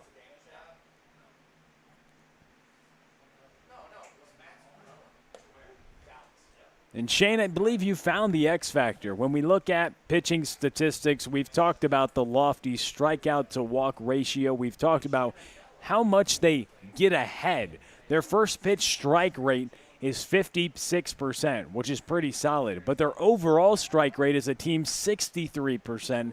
That's very high. That's elite for a pitching staff who's just allowing 2 runs a ball game. But Joe Lincoln takes pride in that team ERA. Jamie Young doing the job tonight, hoping to lower it tonight. 10 Ks and just 1 run allowed for the Maryville right-hander Jamie Young. As Cusimano has to get back to first base, Austin Schmidt gunned it down to Wade Stouse, but he's back in time. And the storyline kind of changed because we thought, okay, the Hoots are facing the Falcons, the best offense in the league. They just had a professional bat and Pete Zimmerman, a Houston Astros signee, and still that thick, the meat of that Falcons order still hasn't been able to muster up much against Jamie Young. That ball smoked but foul down the left field line. And you think about when you're a pitcher, you're in control. You're out there every single pitch, every single at-bat, but you talk about inserting a new bat into a lineup. He can only bat every 9 hitters. There's only so much he can do. The pitchers out there are facing every single hitter. So if a pitcher's on, one guy out of the order typically isn't going to make a huge difference. Unless you get guys on base in front of him, he pops a home run or 2. The 2-1 pitch misses low. Austin Schmidt tries to backhand it. He gets a little leather, but the ball stops in front of the plate. And Cusimano will go to second base. He caught some of it, but it took a weird bounce and stayed in front of the plate, Shane, as Cusimano gets now in scoring position. Hoots looking to add on to this lead, just 1 out. Bastunas at the plate, he's 0 for 2. Ty Stouse on deck. He struck out a couple times, waiting to hit next. Grace comes set, the 3-1 pitch. Taken for a strike, now a full count. You good, Shane? I'm good. Shane Holsey, Will Connerly here with you on Car Shield Collegiate League TV. A full count with 1 out, 1 runner on, and Dominic Cusimano, he reached on an infield single. And the designated hitter with a full count reaches on the free pass. Issued by Sam Grace. Runners on first and second, Ty Stouse. He's 0 for 2 tonight, trying to turn things around with a couple strikeouts, but he can do it here with a couple runners on base and just 1 out as we're getting later in this ballgame. You know insurance runs are very crucial towards this stage of the ballgame. Again, there's no action in the bullpen at all for the Hoots, so likely Jamie Young, maybe Joe Lincoln wants to go the distance with him. If not, you could potentially see him go 1 more inning and turn things over to close out for the bullpen. But his pitch count is not anything to worry about yet. But who knows how deep he can go. We haven't seen him go this long yet this summer. This is his longest outing by far. But he's been doing well, 10 Ks and just 1 earned. But they're trying to get more runs right now for the right-hander. Runners on first and second, Ty Stouse in the box. First pitch missed for a ball. The 1-0 offering is hit towards center field. That's going to drop a couple runs. 1 run at least going to score, and now runners is gone down at third. Dead meat. No chance, and a good throw from Beal Smith. A run scores, though. 3-1 ball game. 2 outs. Nice job by Stouse there. Although the runner was thrown out at third base, you have to follow the guy in front of you. You see that guy take off for third, you got to take off for second, take that extra bag. Strong throw for Beal Smith in center, though. Getting a bit aggressive on the base pass, don't mind that with a 2-run lead and only making the second out at third base. Yeah, Beal Smith with a strong arm in center, and a lot of times they say don't make the first or third out at third, but it's okay to have that aggression to make the second out, but that play wasn't even close. He was out by a long shot. But a run scores on the play as that ball drops in center. So solid job by Stouse. After a couple strikeouts, he comes through in the later innings to add an insurance run. He's 1 for 3 now on second base. And Staker comes to the plate.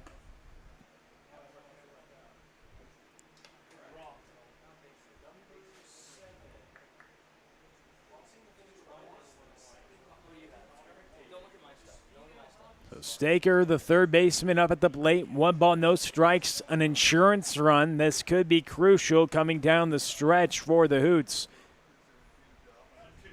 Jamie Young ought to be happy with Hoots lineup. Joe Lincoln alike getting a run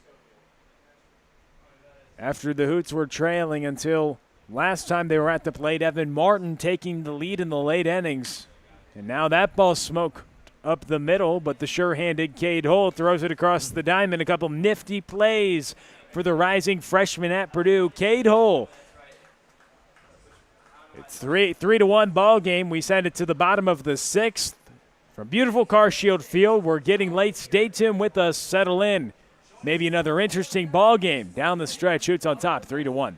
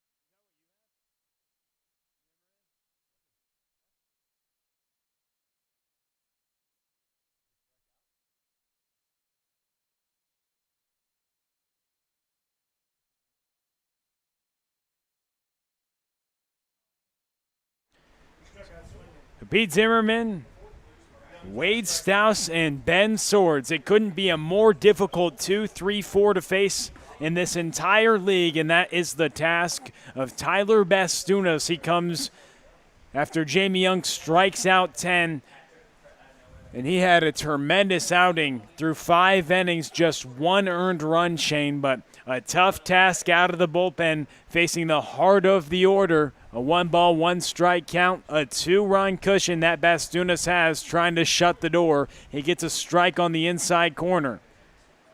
You likely see him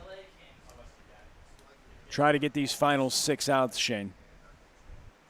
You would think so. At least that's the hope for Joe Lincoln. Hopefully he's hoping for stress-free last couple of innings, but we know how interesting these games can get.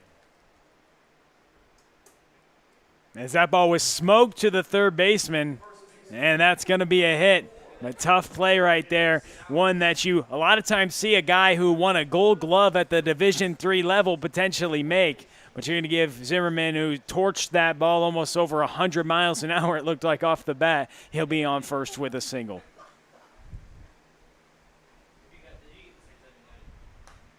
Ball foul back by Wade Stouse. We saw Wade Stouse hit a 2-run home run late in ball games before. This one would tie it if he could with 1 swing of the bat. He's gone yard this summer already 4 times. What can he do here? A 0-1 count as the first pitch is foul back. Bastunas trying to get the final 6 outs here after Jamie Young threw 79 pitches, 5 innings, 2 hits, 1 earned, and 10 strikeouts. He was effective tonight. He gives way to Tyler Bastunas. Peter Zimmerman gets on first base, 1 ball, 1 strike. That pitch is fouled, now 2 strikes. No lead is safe against this Falcons club, but especially a 1-run lead. Coming out of the bullpen, got to find a way to get your way through the heart of this lineup, and if you can get through that, and maybe you'll face the bottom of the order in the 7th. Still dangerous, but a little less stressful. Bastunas tries to go upstairs on Stouse. It misses. 2 balls, 2 strikes. Pete Zimmerman, you're in the bottom of the 6th on first. The tying run at the plate. And Tyler Bastunas trying to get the final 6 outs for the Hoots in these 7-inning ball games in the Car Shield Collegiate League. That ball fouled back by Wade Stouse. He's fighting here in a 2-ball, 2-strike count against Bastunas.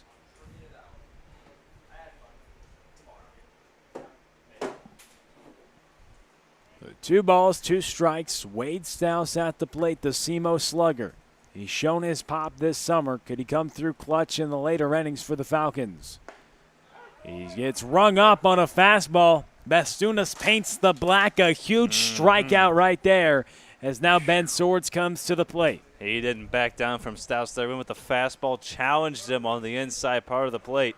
He knows a home run's only going to tie it, so bring the fastball at him, make him see if he can hit it. Right in a left-handed hitter's wheelhouse right there, too. Inside.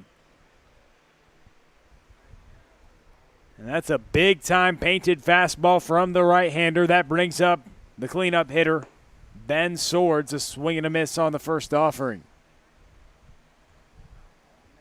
Look who's on deck. Mr. Schmidt. Austin Schmidt on deck, waiting to hit late in this ball game. And Bastunas has got to get through Ben Swords. An important 0-1 pitch with 1 away. Runner on first is Pete Zimmerman, the Mizzou standout who signed with the Houston Astros and signed to play in the Car Shield Collegiate League today. New addition and placed right in the middle of the order for the Falcons. 0-2 the count. The game could come down to that hitter on deck, but Bastunas trying to potentially come inside and get any type of ground ball to potentially get that double play. That breaking ball misses. With 2 strikes, he hung the breaking ball. And if he does that again, if that hangs over the middle of the plate, Swords has already seen it. He can hit any pitch. So if you're Bastunas, you have to bury that in the dirt if you're going to throw that in a 2-strike count. That pitch low to Swords. 2 balls, 2 strikes. Things getting interesting here. You mentioned the breaking ball missed upstairs. The fastball misses. the count even now. Zimmerman getting jumpy over there at first base. Taking big leads. This ball hit well toward right center field. It's going to drop. Zimmerman at second. And the Falcons go station to station, an infield single, and now a single to the outfield to start off this inning. And now the league's best hitter comes to the plate. Baby. In the bottom of the sixth inning, the home run and RBI king has a couple RBIs out there. Here we go. Runner on first is the tying run. Austin Schmidt at the plate, and Ty Stouse wants to talk to Tyler Bastunas to see how they want to approach Austin Schmidt. Obviously, you want to be careful, but you can't walk him or that would load the bases for Cade Hull. Buckle your seatbelts, get out your popcorn. This should be fun.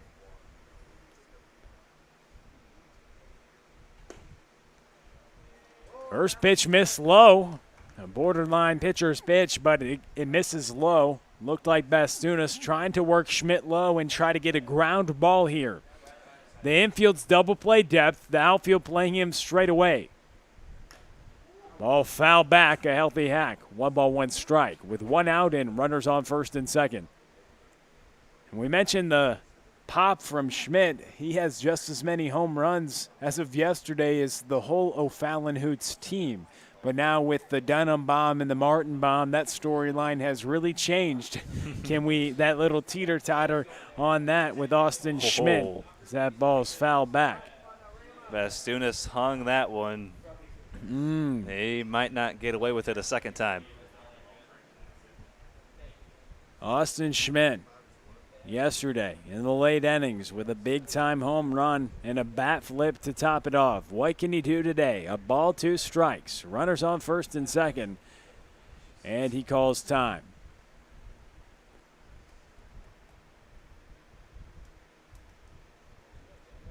The tying run stands at first base. And Schmidt takes the pitch upstairs. Man, he's so disciplined. He rarely extends himself out of the strike zone. And that's what makes him such an elite hitter. 2 balls, 2 strikes, 2 runners on the pitch. And he gets rung up on the breaking ball. Austin Schmidt, a huge strikeout right there from Bastunas. A couple strikeouts, both of them looking. And now there's 2 away with 2 on for Cade Hull. Tying run at first. And that's a big-time couple strikeouts right there. You get Wade Stouse and Austin Schmidt looking. Good stuff from Bastunas. After the couple singles he surrendered, he's got 2 of the Falcons' best hitters looking. And he showed the breaking ball, went back to the fastball, got Schmidt second-guessing maybe a little bit, and then drops a nasty hook in there, one of the better breaking balls we've seen from Bastunas out of the bullpen this inning. And Cade Hull in a hitter's count, 2 balls, no strikes. Look for him to put a good swing on something. Runners on first and second. A swing he does, but a swing and a miss. A good fastball right there. He dots the glove side on the outside corner for the first strike. 2 balls and a strike. Hull still has the advantage in the count. The defense playing him straight away across the board. The pitch is fouled away to the right side. 2 balls and 2 strikes. And a strike away from getting out of the jam for Bastunas. He surrendered a couple singles. He's got a couple strikeouts looking. Now it comes down to Cade Hull. Here in the bottom of the 6th. The Falcons will still have a shot in the bottom of the 7th, but this seems like their prime time with the heart of the order. Can they execute here with 2 outs? 2 balls, 2 strikes. Bastunas comes, set the pitch. Upstairs, and the count runs full. Now with the runner on first, that's important. The runner on first going to have a little bit of a head start. With runners on first and second, a 3-ball, 2 strike count with 2 outs in the bottom of the 6th. Hull at the plate. The tying run on first base. And he's off, but a swing and a miss. A breaking ball, and Bastunas strikes out the side. Sandwich in there a couple singles. He strands them. 3-1 Hoots still on top. We send it to the 7th on Carcio Collegiate League TV. He's got This inning brought to you by Interco Recycling. Interco's been recycling non-ferrous industrial metals, batteries, computers, and electronics since 1996. The company operates a 400,000 square foot, 45-acre facility on the Illinois side of downtown St. Louis. So if your company has large amounts of scrap metals, batteries, or electronics to recycle, and they need your recycling, Shane, you can just call 1-877-258-3601 or go to the web at www.itcscrap.com. Interco Recycling, a Mellatronics recycler since 1996.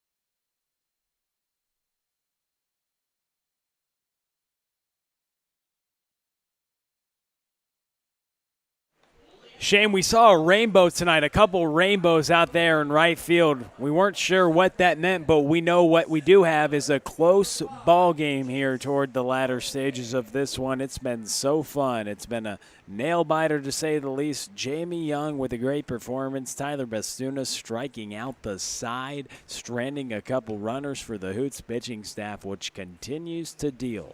They have 3 more outs to get, but first, Sam Grace on the mound trying to hold this lead. Here in the top of the 7th, the Hoots have their top of the lineup up in Chase Krogman. They haven't really wanted to pitch to Krogman tonight, Shane. A hit by pitch and a couple walks. They've been careful with him. Rightly so. I would be too, but nothing into the count. The pitch misses outside. But also credit to him for not swinging at bad pitches. He knows they're going to be careful with him. He's not going to swing at a pitcher's pitch. And when you're locked in like he is, boy, that ball looks like a beach ball.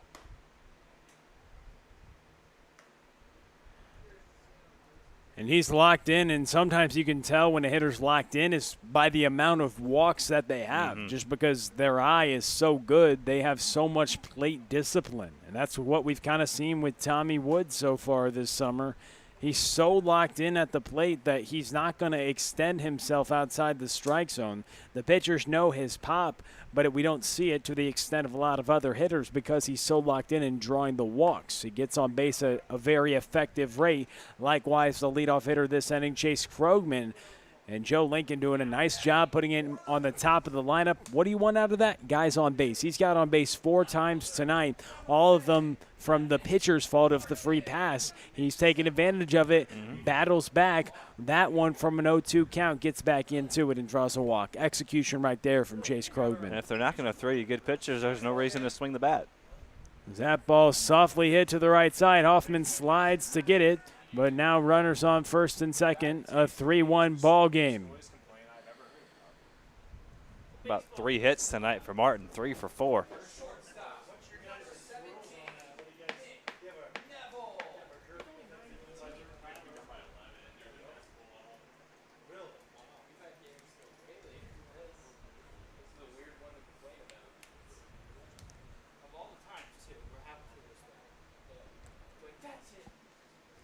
Here in the top of the 7th, Shane.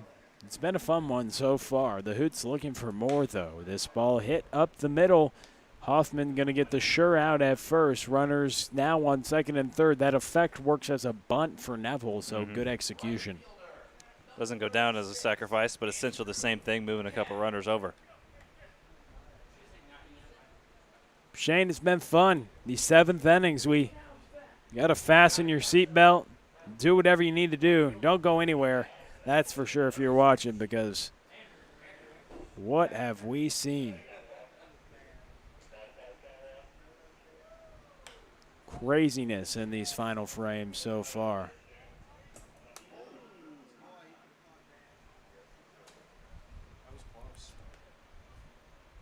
Here in the top of the 7th, the 3-1 ball game, Shane.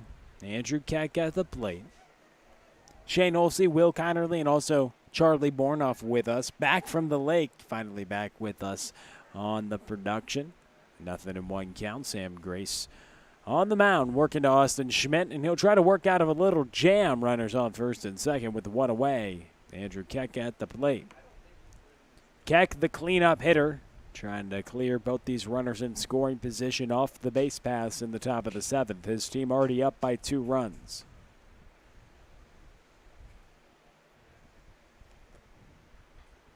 One ball, 1 strike, 1 out the pitch. It gets behind Schmidt. 1 run's going to come across. Martin's going to advance to third, and 4-1 the score. The insurance runs for the Hoots. And that gives a more comfortable lead for Tyler Bastunas, who already struck out the side last inning. And how big are these insurance runs? You cannot stress it enough. Any runs you can add in the last couple of innings just takes that much more stress off your reliever, your closer, whoever's in the ball game, your starter if they're still out there. The more runs you can give them of cushion, the more freedom they have as a pitcher and the more confidence they pitch with, because they know if they make a mistake, oh well, I still got a lead. I still got a 2-run, 3-run lead to work with. You can afford to be more aggressive in the zone. You don't necessarily have to worry about making a perfect pitch. And Grace will try to make a good pitch here. 3 ball, 1 strike to the cleanup hitter. Keck gets on the free pass and misses low, and that brings up Matt Dunham. Runners on the corners, and now Mitch Plasmeyer, assistant coach for the Falcons, is going to have a word with Grace. Just a little chat, no action in the bullpen for the Falcons. They're going to go with Grace to complete this one. And same with the Hoots, and you mentioned you got to be happy if you're Joe Lincoln. You go 3 ball games that get late, it's close, and you've only used 4 different pitchers. And they've had some tremendous pitching performances, and then Bastunas comes in and does the job well, strikes out the side and gets out of a jam right there. That looked like that could have been the ball game for the Falcons in terms of Austin Schmidt coming to the plate when you unravel that. But they had Devin Turback go a complete game. Just 2 pitchers, Sam Stewart and John Hurright, used yesterday. And today, Jamie Young goes 5 for you, strikes out 10, and then gives way to Tyler Bastunas, who will try to shut the door. So 5, I misspoke, pitchers, used in the last 3 games. But still, great efficiency as Keck will just stand up into second base. A huge jump right there by the SEMO outfielder and catcher. He has a ton of speed. He is one of the more athletic catchers we've seen in this league, and just across the board. He plays a little outfield as well. That's where he's at tonight for Joe Lincoln. But he's on second base. That's Still on Base, brought to you by the O'Fallon Family YMCA, the Y for Healthy Living, Youth Development, and Social Responsibility. Matt Dunham at the plate with a 1-1 count and 1 out. And now this forces Grace to face at least 2 hitters. He can't get Dunham to just roll over on a ground ball and get out of the inning. He's got to get him and at least 1 more. Matt Dunham with something in the gap would probably put the cherry on the top for this game and really give the Hoots a comfortable lead. 2 balls and a strike in a hitter's count. We'll see what Grace comes with. The pitch. Misses low. Grace struggling with command this inning, losing a couple hitters. He's missing low and glove side, and it seems like it's more of a mechanical issue for Grace than anything. 3 balls and a strike, 1 out. Runners on second and third. The pitch. Gets in the strike zone right there. A swing and a miss by Dunham, and that's the pitch. Those are the pitches that Grace, when he's on, he can execute. That arm side fastball. And sometimes if a pitcher opens up too soon, they'll fire the pitches in the dirt on the glove side if you're a right-hander trying to work into a lefty. We've seen him do that a couple times, but he can execute on the other half of the plate with ease, it seems like. We'll see what he goes to here, full count. Again, goes outside. Dunham grounds out. And they throw it across the diamond. Cade Hole so sure-handed as shortstop, but another run across. So a big-time at-bat for Matt Dunham to execute and get the run across any way you can, even with a ground ball. And that emphasizes the importance of that stolen base. If Keck doesn't steal second, that's a double play ball. Grace is out of this inning. Now he's got to get one more hitter and another run scores. Andrew Keck on third, 2 outs. Dominic Cusimano at the plate. The first offering is a call for a strike. And the right-hander Sam Grace comes inside to Cusimano,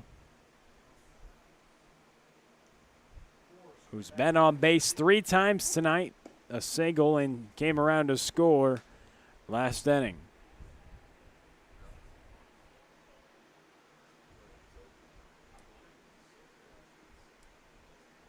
Cusimano hit it right back at you last time and drove the ball right up the middle. But this time a swing and a miss. So the first time he's held off the base pass, that ends it. And we will go to the bottom of the 7th final shot for the Falcons here on Carcio Collegiate League TV. They got one last whack at it. They're down by 4 runs. We'll see what happens. No lead safe in the Carcio Collegiate League.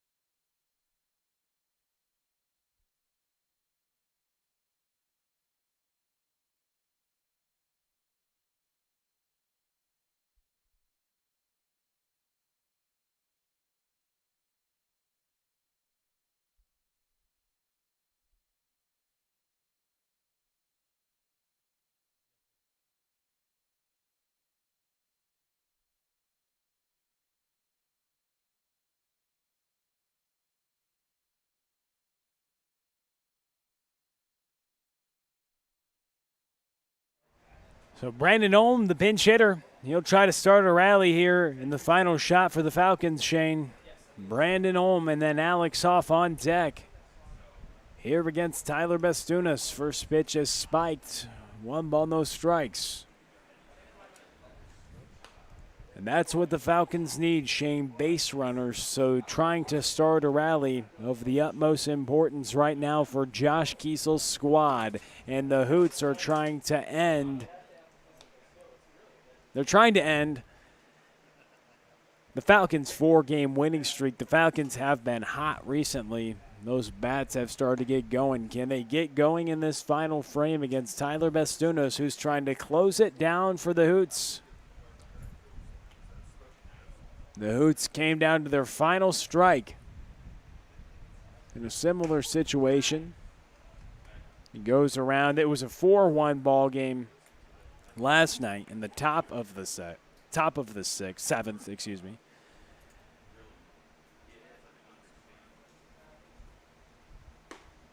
Strike 3 right there, paints it on the black. Olm set down looking. But this one, a lead that a grand slam wouldn't give them the lead like it did last night with Malzahn against the Gems. But the Hoots in good position with the first out, trying to ruin this Falcon win streak.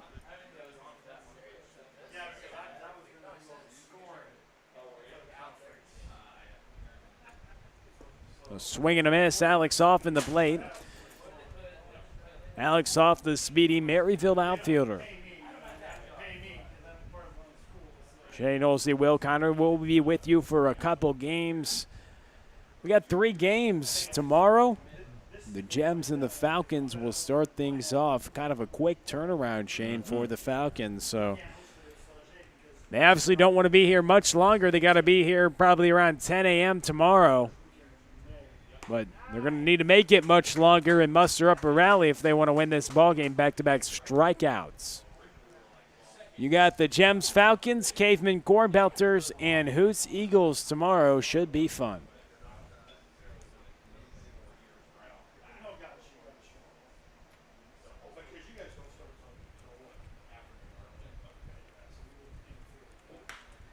That ball grounded over to third base, fired across the diamond, and a 1-2-3 7th. Interesting, weird. No wild 7th, but it's fun for the Hoots. After back-to-back ties, they get another great pitching performance tonight and come out on top. They ruin the Falcons' 4-game win streak. Back with you in 30 seconds to wrap things up.